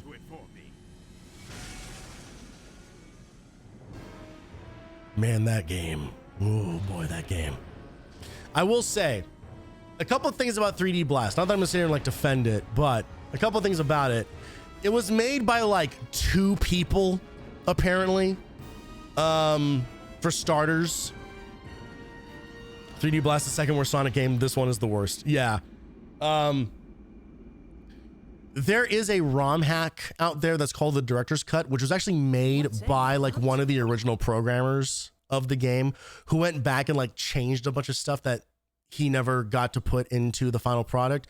It's specifically for the Genesis version, not for the, was it Sega CD? Was it CD or Saturn that Blast was on? Whichever one it was. Doesn't matter. Who cares?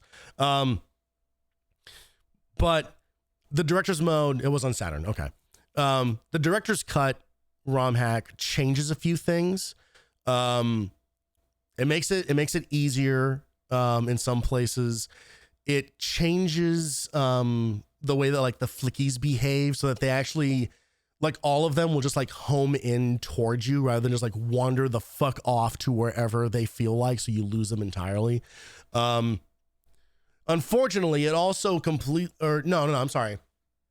No, because the Saturn version has the bonus stage. That's like the crazy fucking like space tube thing, which fuck that. The Genesis bonus stages are way easier. And it also adds critically, the director's cut saves your progress, like per stage. So you can actually play it like in pieces, which I guess, so all those things make it like a little more palatable. I think that the saves like were present in the Saturn version as well, but they've like the director's cut like backports it like into the Genesis version, which is pretty cool. All that said, the game still fucking sucks. Anyway, some information. So this is how this game starts. You run around and need to fucking talk to people. Huh? I was helping with the reconstruction, and boy, am I tired. I just finished. There was someone called Tails who was helping, but it seemed like he was looking for someone. So, oh god, and of course the fucking left and right on the stick is inversed. Saw a fox with two tails over by the plaza. It seemed like he was looking for someone.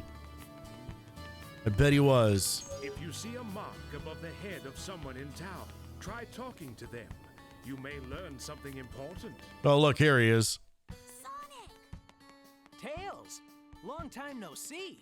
I'm glad you're here. I heard that you tried to save their princess from Dr. Eggman. You're going to rescue her, aren't you? Let me help. It's so weird hearing these voices now because all of this has been replaced by With your help, this should be real-time fan dub games. I'll do my best. Which, if you have not watched real-time fan dub games, go change that. It's a group of improvisers who narrate. They improvise new dialogue on top of cutscenes, on top of video game cutscenes. The Sonic 06 is like their most famous of them. I don't think it's the first one. I think they started with Adventure or Adventure 2. But 6 is like where like the thing like fucking like exploded. But they've done this. They've done their one that they did for Resident Evil 2 is fucking amazing. They're really good. They did one for Until Dawn that has a lot of fun moments.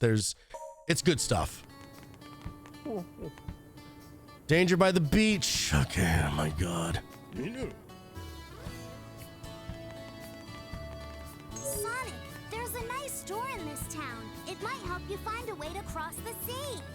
Oh yeah, so the first thing that happens in this game is you don't have the ability you need. They are scattered all over Soleado. It may be hard to collect them all. You don't have the ability you need in order to like start the first level. There we go. There's some physics for you. Silver medal. They are scattered all over Soleado. It may be hard to collect them all. So you need to like run over, I think it's here. By the light chip. Yes, but I don't have enough rings. So now I'm gonna go find 100 How do I get 100 rings? With the money, you can shop in town. With the money? Check out the new items. Well, how do I get money? I'm playing a Sonic the Hedgehog game and I need to find a job. Can't get through here because of the construction. Fucking watch me, boyo.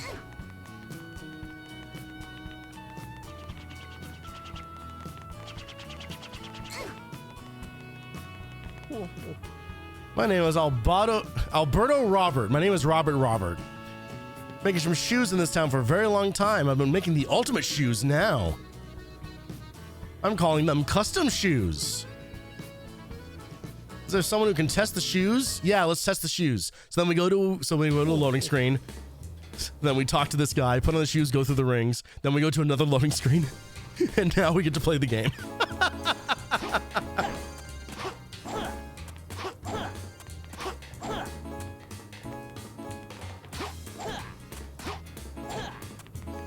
I think the loading might actually be better on the because of the emulator. Oh, Jesus Christ. Oh my God, the way that the air control in this game feels. All right, give me the cash.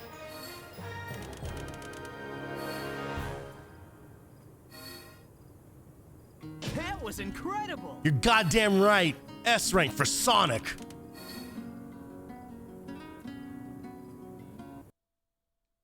Another loading screen. All right. Give me this light chip. Also gotten the ring challenge from another masterpiece, Superman 64. Oh boy. Whoa, let me out. Let me out. No, let me fucking, oh my God. It's Mega Man X7 all over again with the fucking yes, no, confirm you want out of these fucking menus. When you get close to a trail of rings, press the X button to do a light dash. So you press X on that to do a really unnatural feeling. God. Oh, Jesus Christ. And now we're in it. Now we're fucking in it. So naturally, the first thing they do is they call back to the opening level of Adventure. Because Sonic never has new ideas. Oh, God. Whoa, oh!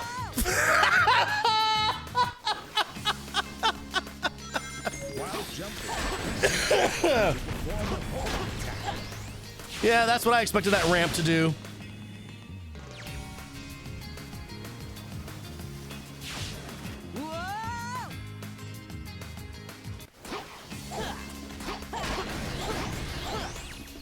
I promise you, this is not because of the emulator. This is just what this game is fucking like.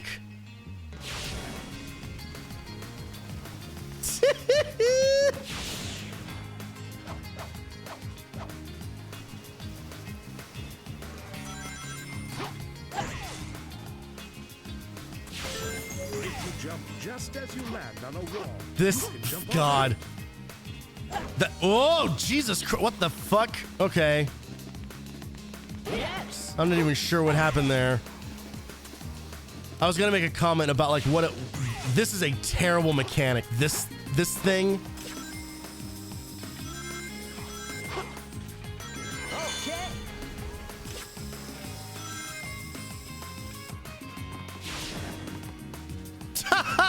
Right, I forgot. You gotta, yeah, you gotta slide. Fucking Jesus Christ. There's like a slide move you can do, and I don't remember what button it is.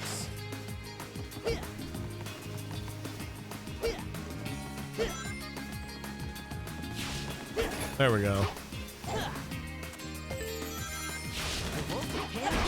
hurt individually, but they'll cut down the rings with the hit. Gotta give Sonic a homing attack because it's the only way that this kind of 3D platforming nonsense works. Is if you don't give control to the player. Whoa, that's a big one. Randomly change the fucking camera angle so the controls get reversed. God. God, Sonic. There you go. Yeah. Say, oh, fucking. And then you have to do like the weird like stick jump thing there as well. We're gonna die again. Oh no, hang on. Whoa, that's a big one. One. Jesus Christ. I don't remember if I even said this sentence before, but they are making. There's a PC port of this being developed. This has been in development for fucking years.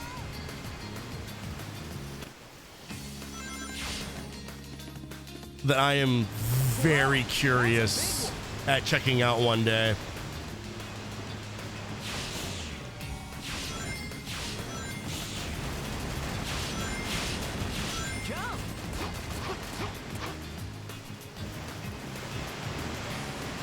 And then this is supposed to happen. Tails, go ahead and push the gate switch so he doesn't get out.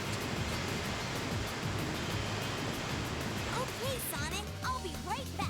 So now we get to play as Tails, and Tails has one of the worst abilities, which is he throws a ring bomb that then makes fake rings. While jumping, press and hold the A button to fly. Be careful, you'll get tired if you fly too long.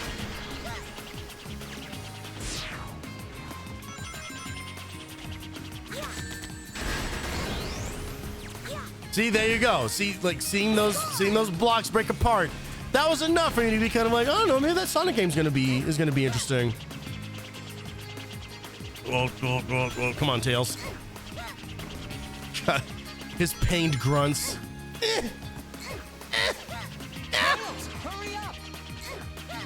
Oh, it will excuse the fuck out of me, Sonic. Got to take your sweet fucking time running around with whales and shit. So we get this one up, because we're definitely going to be playing more of this game.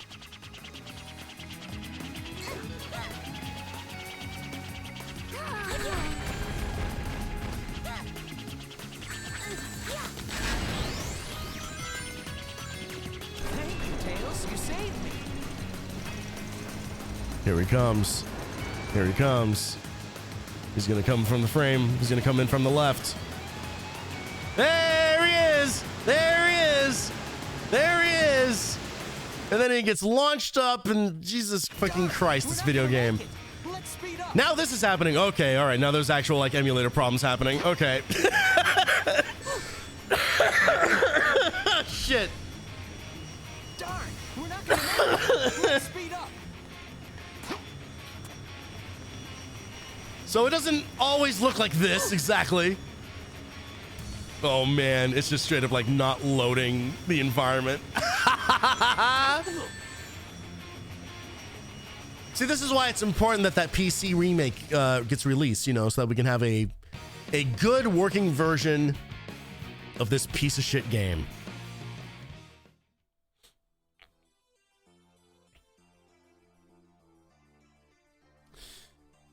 Honestly, I am genuinely interested in the PC report or remake or whatever the fuck it is. Like, it is a fan-led thing, and it has been, like I said, it's been in development for a very, very long time.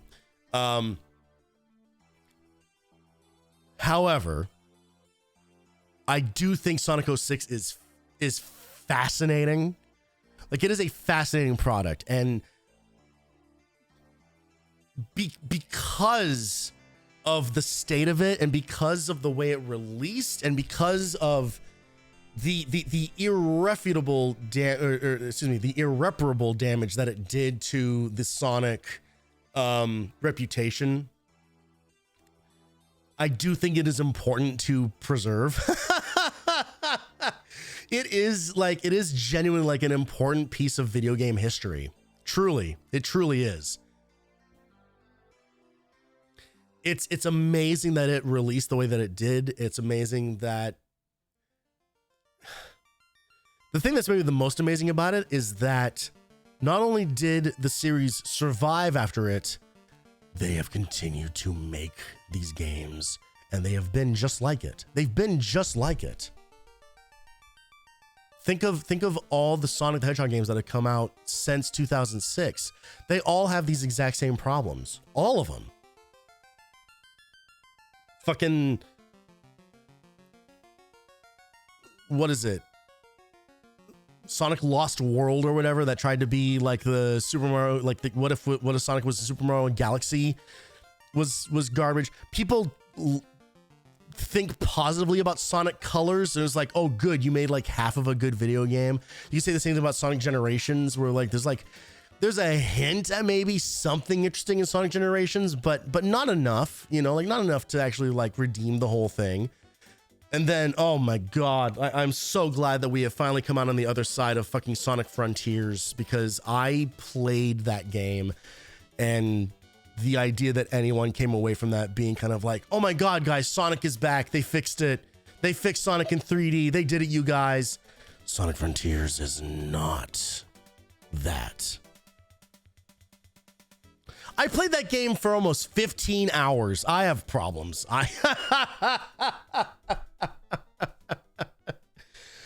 Sonic Frontiers is so, oh my God. Never before has anyone released a playable version of one of those. I imagined Pokemon in the Unreal Engine. Wouldn't it be cool if someone released a video game like this? And they did that with Sonic Frontiers. God. And you know what's so funny is that I'm not even like the biggest Sonic hater. I'm really not, because I do genuinely love those early Sonic games. Those Genesis games all kick ass. They're really fucking good. Sonic 2 is amazing. Sonic 2 is such a good game from like start to finish, you know? Like there's very little fluff. There's very little. There's very few areas that are just kind of like, oh, come on, like in that game. Like it is really, really well designed. Sonic 3 and then Sonic and Knuckles are still good. They start getting into that era. They start getting immediately though into there's way too many branching paths and way too much verticality to every level. So there's just too much to fucking explore, and you can miss a lot of stuff. Like you're never gonna get all the Chaos Emeralds if you don't start looking up where like the bonus rings and everything are, you know. But it's still very playable. It's still a lot of fun. If you play like the original unpatched version that still has like Michael Jackson's music and everything in it, like the soundtrack kicks ass. There's a lot of really good stuff there. And then it's like a hard stop. It's like a hard stop there. I don't like Sonic CD. Sonic CD takes those problems that I just mentioned about there being too much exploration and verticality and everything and just multiplies it, because then it's like now you can go into the past and future. So now there's 3 versions of every level, and fuck that noise. It's Sonic CD is way too goddamn complicated. And then there's just never a good Sonic game after that. Just there really wasn't. Not one that people can like universally like look at and be kind of like, hey, that's a good game. You know, like there are people who are fans of Sonic Colors, you know. That doesn't, but it's not like the world came together and said like Sonic the Hedgehog's back. You know, there are people, and I say this as somebody who actually really enjoyed like Sonic Mania, but I'm never gonna play it again. You know, I played it once, I had a lot of fun with it. I've never revisited it. I think I may have tried it again like once, and it was kind of like, oh yeah, it's kind of this, isn't it? And then that was it. You know, like I go back and play Sonic 2 a lot. I actually play that game a lot, as a matter of fact. Mania is the closest we came to getting back to that era, and they did an amazing job. It is a good game, but it's one of those things where it's just kind of like it happened and then it went and then we kind of moved on, you know. And then we're doing shit like Sonic Boom, Rise of Lyric or whatever the fuck, where it's just like that game was like held together with Scotch tape, and it's such a strange thing, and it's crazy to me that we continue to see these fucking people who are like still fans of the series who defend the shit. There are still Sonic fans out there like defending the series tooth and nail, and it's just kind of like you guys have to stop. It's like you're abuse victims. You are. You keep going back to your abusers. It's like, no, he's different now. It's like, girl, he ain't. He told you who he was.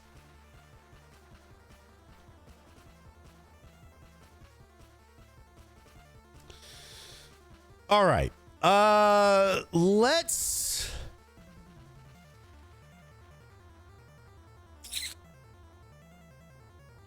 All right. We're going to close out on one more here. Again, very much a me game, and the first time I was exposed to this series and immediately became a lifelong fan of it.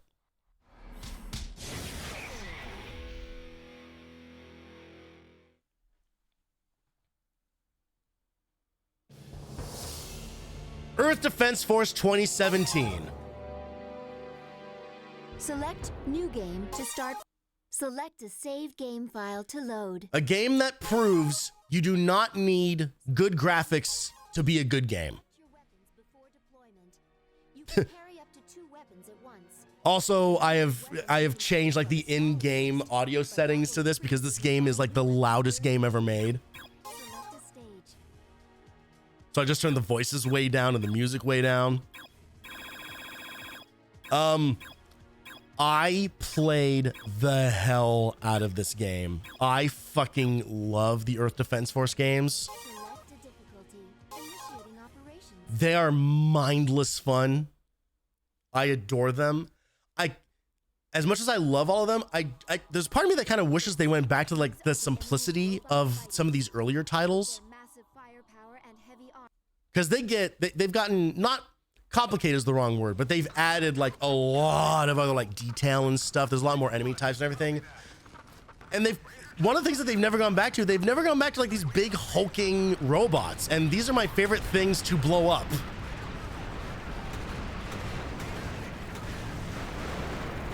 Oh, also, this is on a save file that I have been playing through before. So I have like end game weapons here that I'm using on normal difficulty. So basically everything's gonna die in one hit.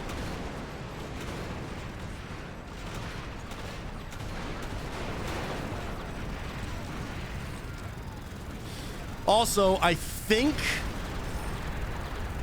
I almost definitely have like a patch on this or something that basically fixes the frame rate, because I promise you this game on original hardware does not play at 60 FPS.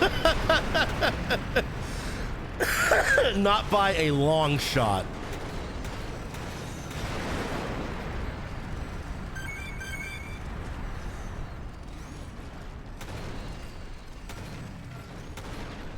But I just love big dumb robots, and then again, just like Burnout, giant explosions.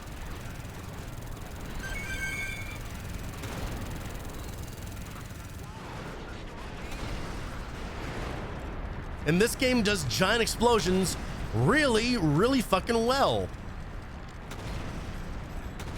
It's funny, I actually really like the style of explosion in this game, because it basically like spawns like this weird like,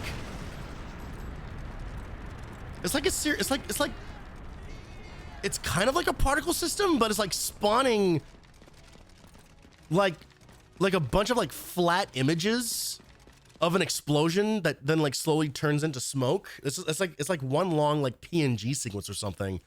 I really like the look of it. Before deployment, you can carry up to 2 weapons at once. The number of weapons you can choose from is small at first. Yeah, you can hear like how loud this game gets like immediately. Let's try on screen shake just to you know, really fuck with just what a kind of a pain in the ass this game can be to look at sometimes.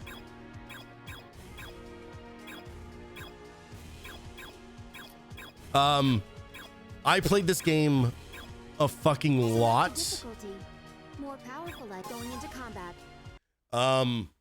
And have continued to do so with every Earth Defense Force game that comes out since.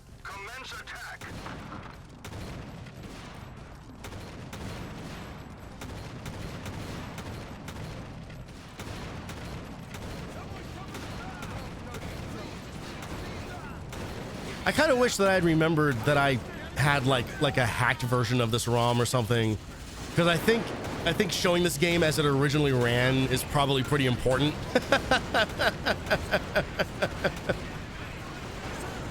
Because this game ran at like sub 30 for most of its playtime. But yeah, with this camera shake in here.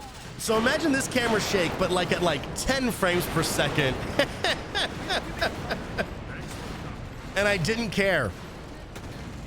The game was still fun.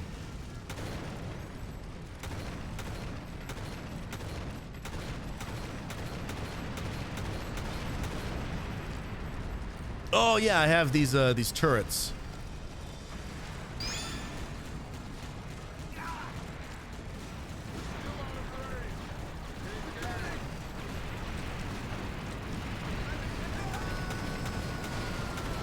It's funny, after playing after playing, you know, 4, 5, and 6, which really crank up the scale and the intensity and like the amount of enemies that you face, it's really funny going back to this one and kind of like seeing like how short a lot of these missions are. They're a lot more straightforward. All right, let's set up a whole row of these guys here.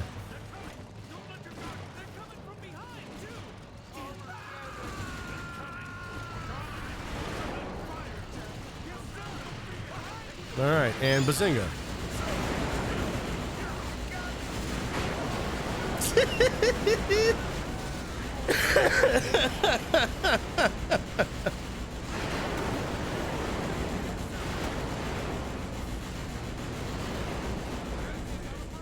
Just absolutely just wreck shop. It's funny, this game and every game in the series is like this, where it just vacillates between like completely unfair, how the hell are you supposed to beat this level with this equipment, to then just pure power fantasy, fuck you, everything dies in one hit.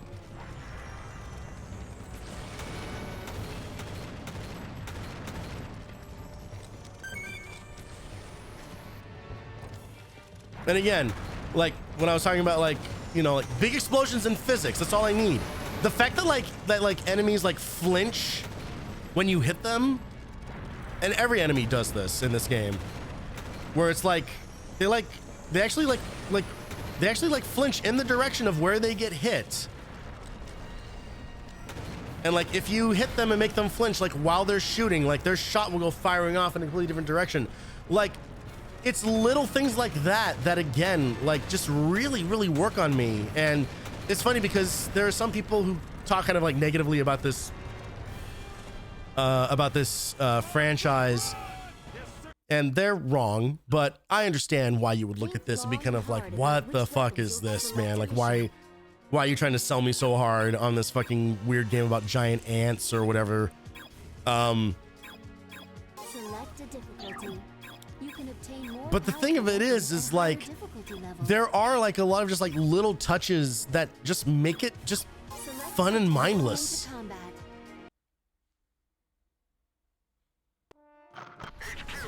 And it's being able to like knock down buildings. It's being able to, you know, hit one of these spiders and watch it fucking fly off into the stratosphere. You know, it's there's a lot to love in this game.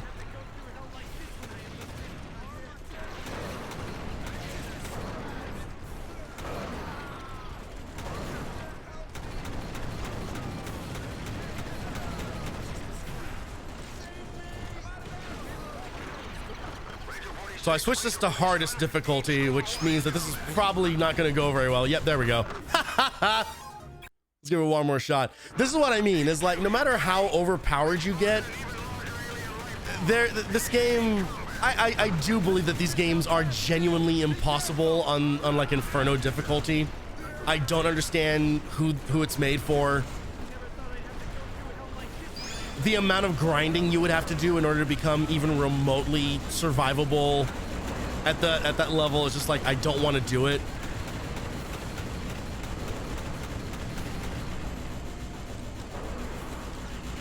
To the point where I've even like modded like other I've downloaded mods for like the other games in the series that are on PC, so that you earn like armor at like 4 times the rate or whatever. And it's still not enough. It's still not enough. Going into Inferno levels with like 12,000 health, and it just gets melted, you know? It's just like, who is expected to win any of this? Select your weapons before select a stage.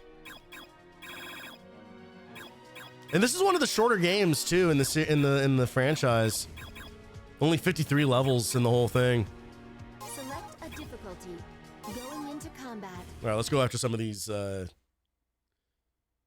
red boys. I love how fast these things are because it feels so much more satisfying when you manage to knock one of these out of the sky. The red gunships are protected by a special armor. They won't go down easily. Doesn't matter. I'll take them down for you.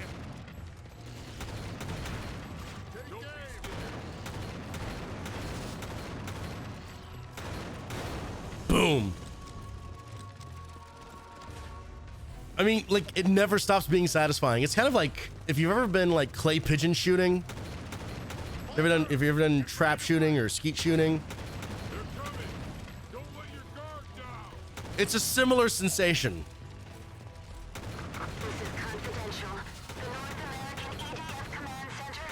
Something about knocking a fast flying thing out of the sky, man.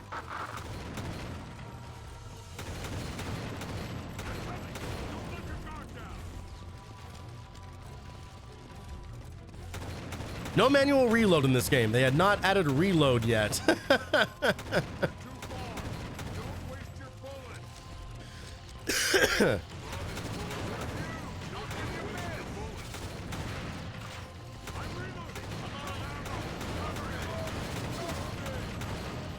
Well, let's throw some of these guys out here.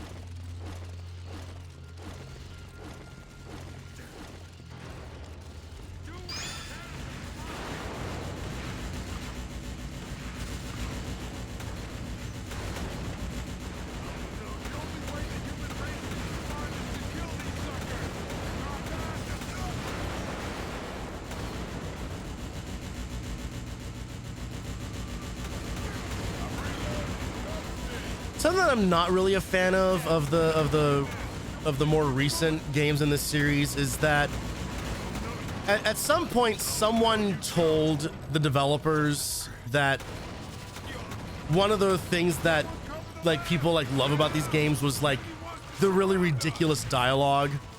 But the reason the dialogue is ridiculous is because it's like these are like Japanese developed games, and so the lines have been like weirdly translated and shit like that, and then delivered in these very like unnatural ways. And now in the later games, they just really lean into that on purpose, and it's just it's kind of lost its charm a little bit.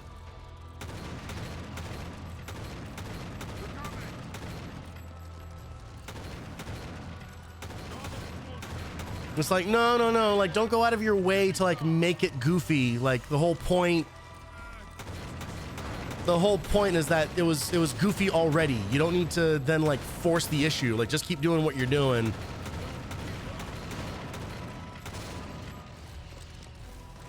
That being said, Earth Defense Force 6 is the first time the series has ever decided to have a story.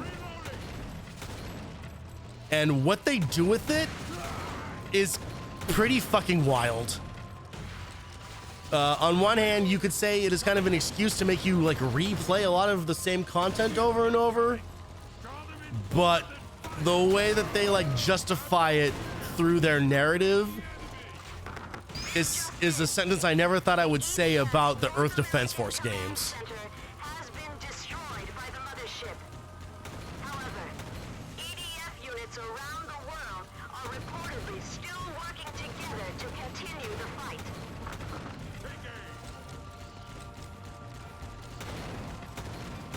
Got him. Oh, it feels good.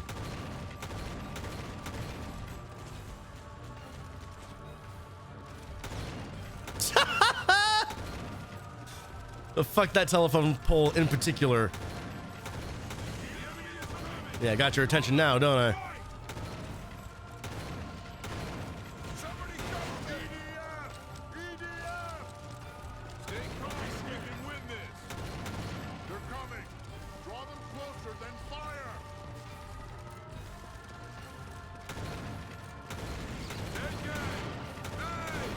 Nice.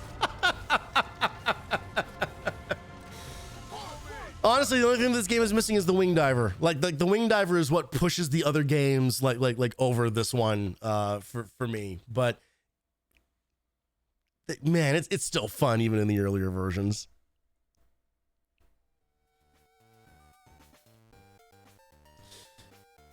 I'll never stop loving Earth Defense Force. I'll never stop loving Burnout.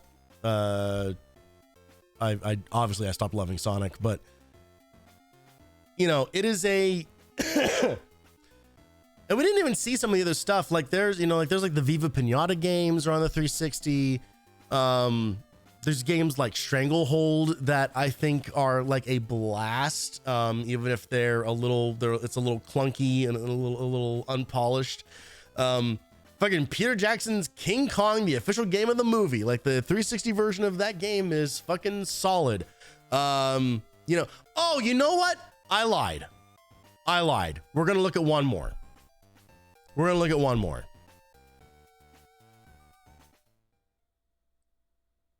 Let's look at the opening sequence of this game.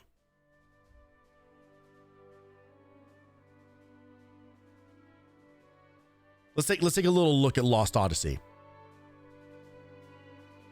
Because I do think that the way that this game opens is one of the craziest openings to any video game.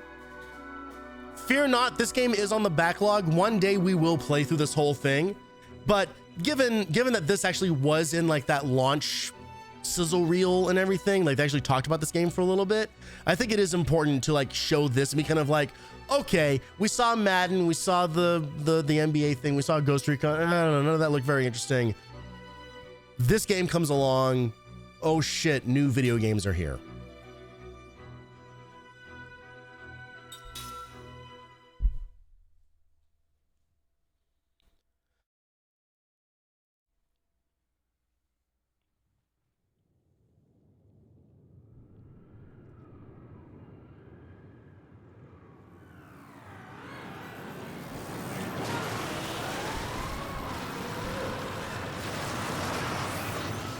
And this game, despite not being developed by Square Enix, by any of those people at all, boy, it is really, really going after Final Fantasy's lunch.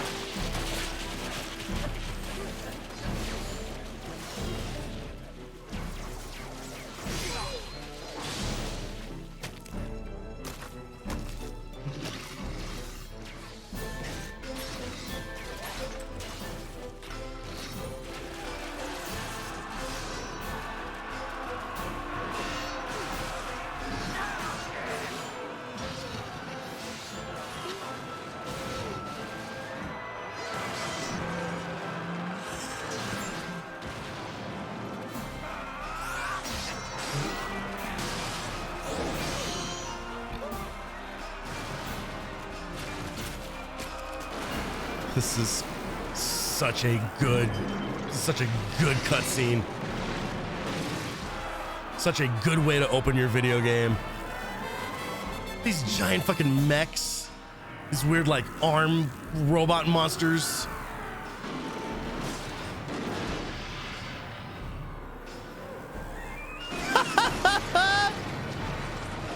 It's like fucking Robot Wars.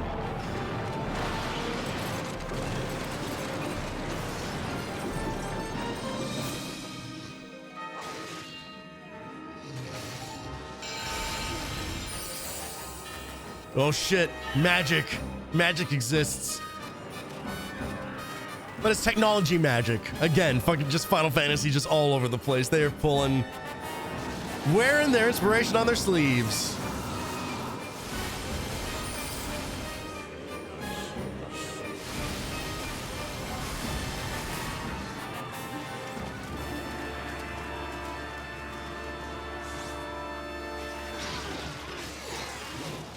And then there's this motherfucker. Look at this anime boy.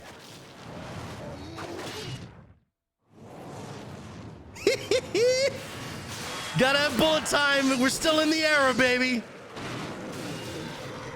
Gotta do that slow-mo.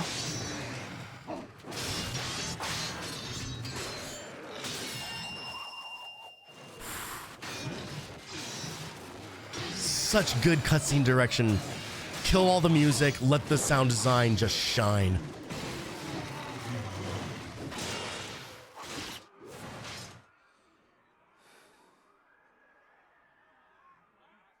And then watch this shit transition into fucking gameplay.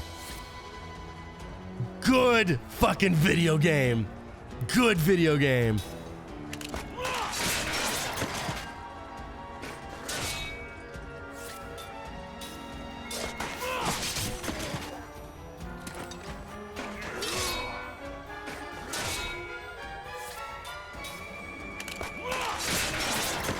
Gotta get this working.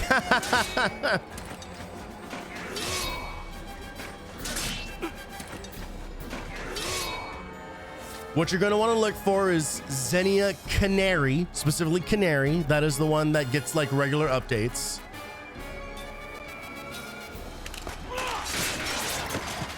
And then this bad boy should work right out of the gate. If you want, J-Dub, feel free to like shoot me like a Discord message or whatever if you need help with like the setup or whatever. It's not very user friendly, Canary. So if stuff like doesn't work out of the gate, you have to kind of like go into like a config file to like find shit. but you shouldn't need to change too much to get it up and running.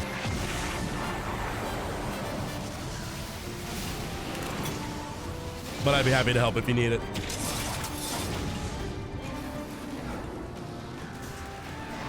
All right, time to fight this this dick monster, Cockbot.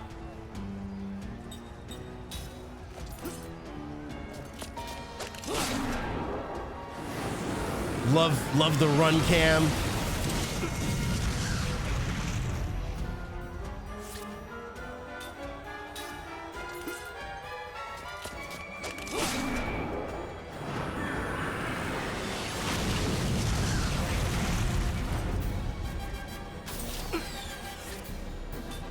Oh yeah, I think you need to like swap back and forth, otherwise it like boosts like its defense. Yeah.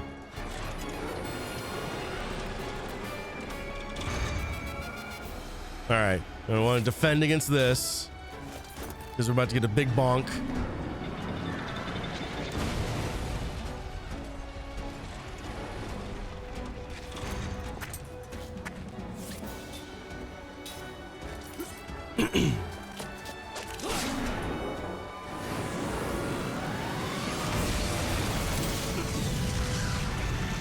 Yowza. It's the opening battle in a JRPG, so, you know, you're not really worried about dying or whatever.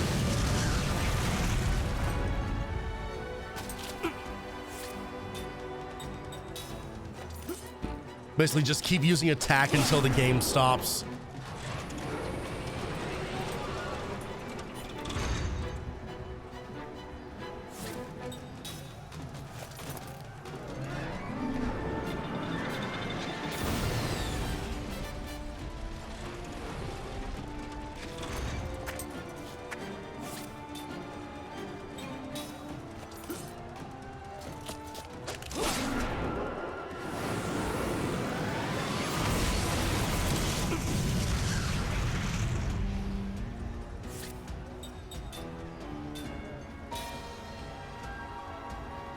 Okay.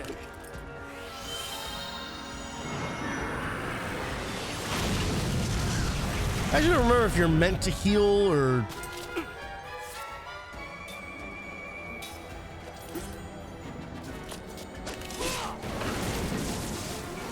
There we go.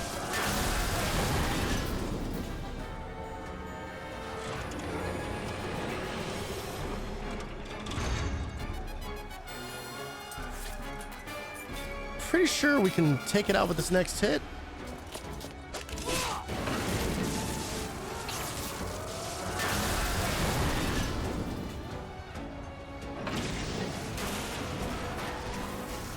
Yeah.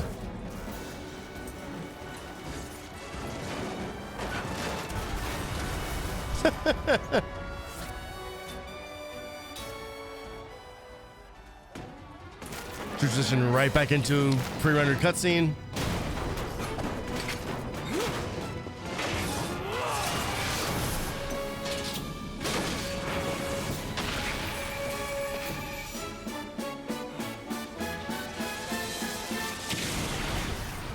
Still counts as one.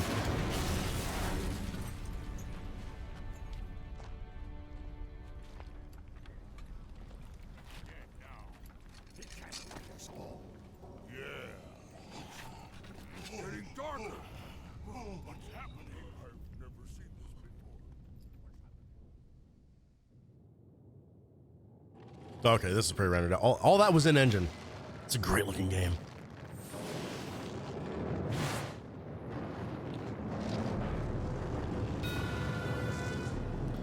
And then the fucking sky rips open.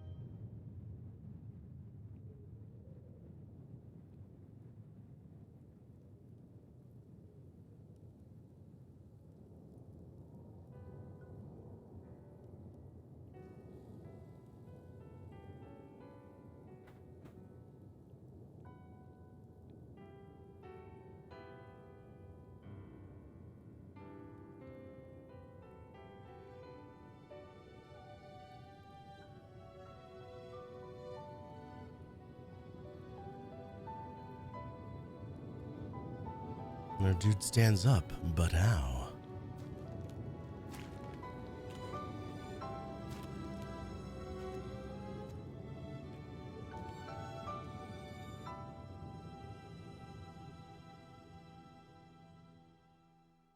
There you go. There is your cold open for Lost Odyssey.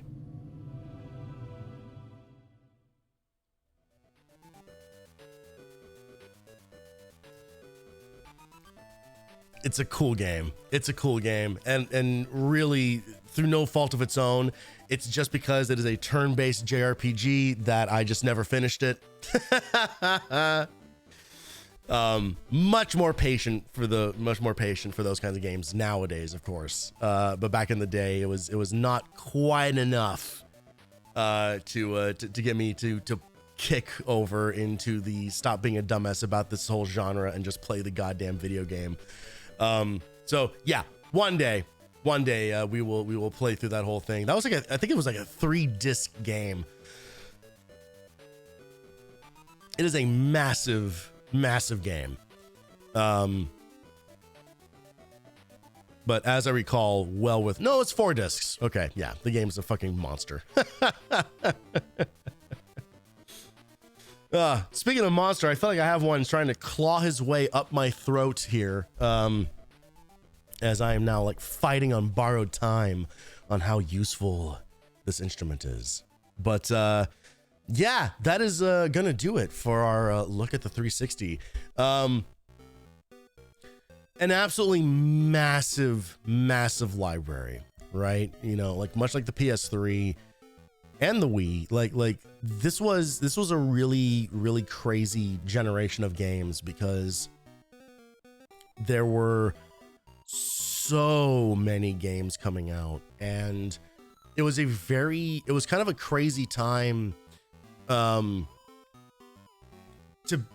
kind of like be like a gamer in the middle of all of it, because you had to research, you know, like there would be like significant meaningful differences between the versions of the games. Like, oh, do not get the PS3 version of that game, or do not get the Xbox version of that game. You know, it was almost universally do not get the Wii version of that game, but for a whole bunch of other reasons.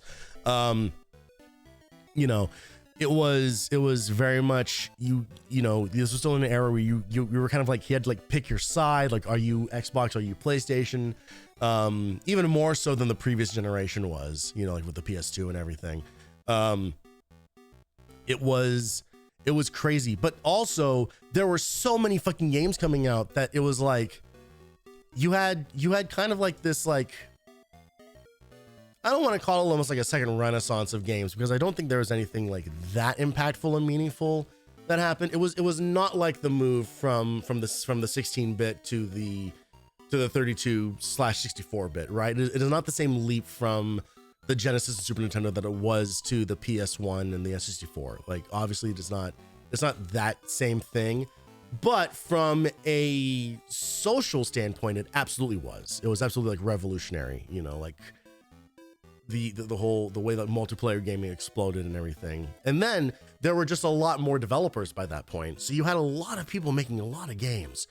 So you had a shit ton of things to pick from, you know, and this was very much the era of some games were absolutely knock it out of the park, 100% fucking let's rock and roll, you know, your Burnout Paradise or your Burnout Revenges of the world, that really were like, holy shit, gaming has changed. And then you had your Sonic 06s, and you had a whole slew of fucking like licensed games. We didn't get into any of those today. You know, but this was still the era of like licensed games. We should have looked at like the Avatar Last Airbender game, where you can get all 1,000 achievement points in the first level of the game by just because the achievements are just scoring higher and higher combos. So you literally just press the B button 1,000 times and you just get the achievement.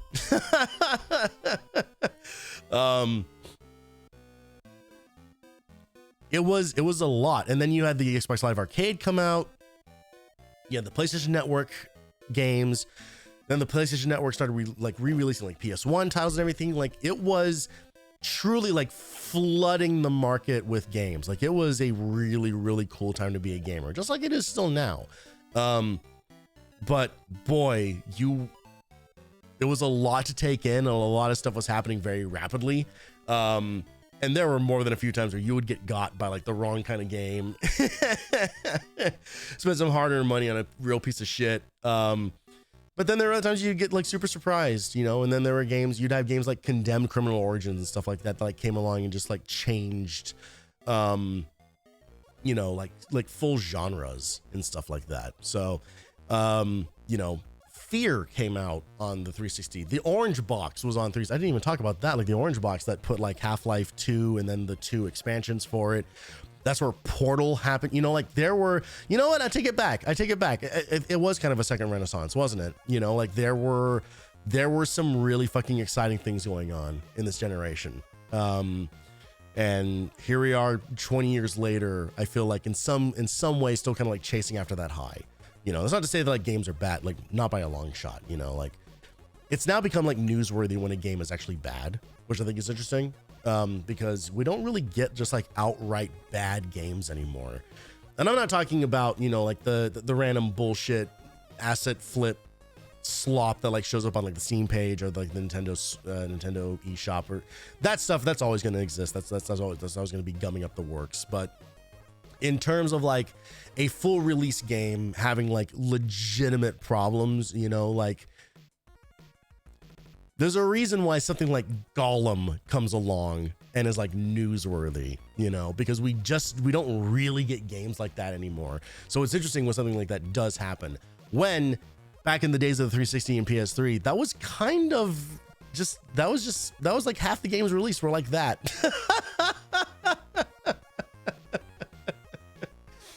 You know, it was that kind of like second like Wild West kind of a thing of just like, you know, people are trying lots of new things. People are trying a lot of different ideas. A lot of them are chasing after just fucking like first person shooter and military shooter nonsense, and that would have its own ramifications as the years went on.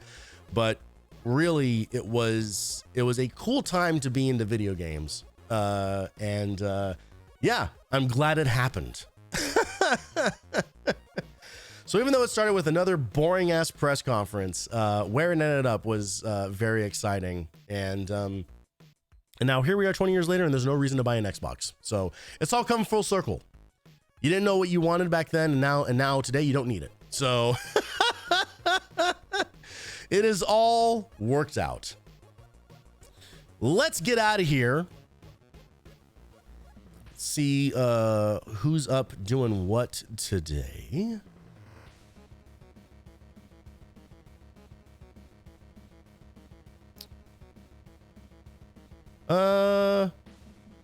It's been a while since we've rated APOC. Let's go send you guys over to him. Another retro streamer. We've rated APOC a number of times. Cool dude, plays things on real hardware. He's one of those like super dedicated types who plugs in a bunch of shit into a real computer and a real television. But he's doing his Sega Saturn days and is apparently playing through Mega Man X3, which I didn't realize. Yeah, that did have a Sega Saturn port. So go send some love to APOC.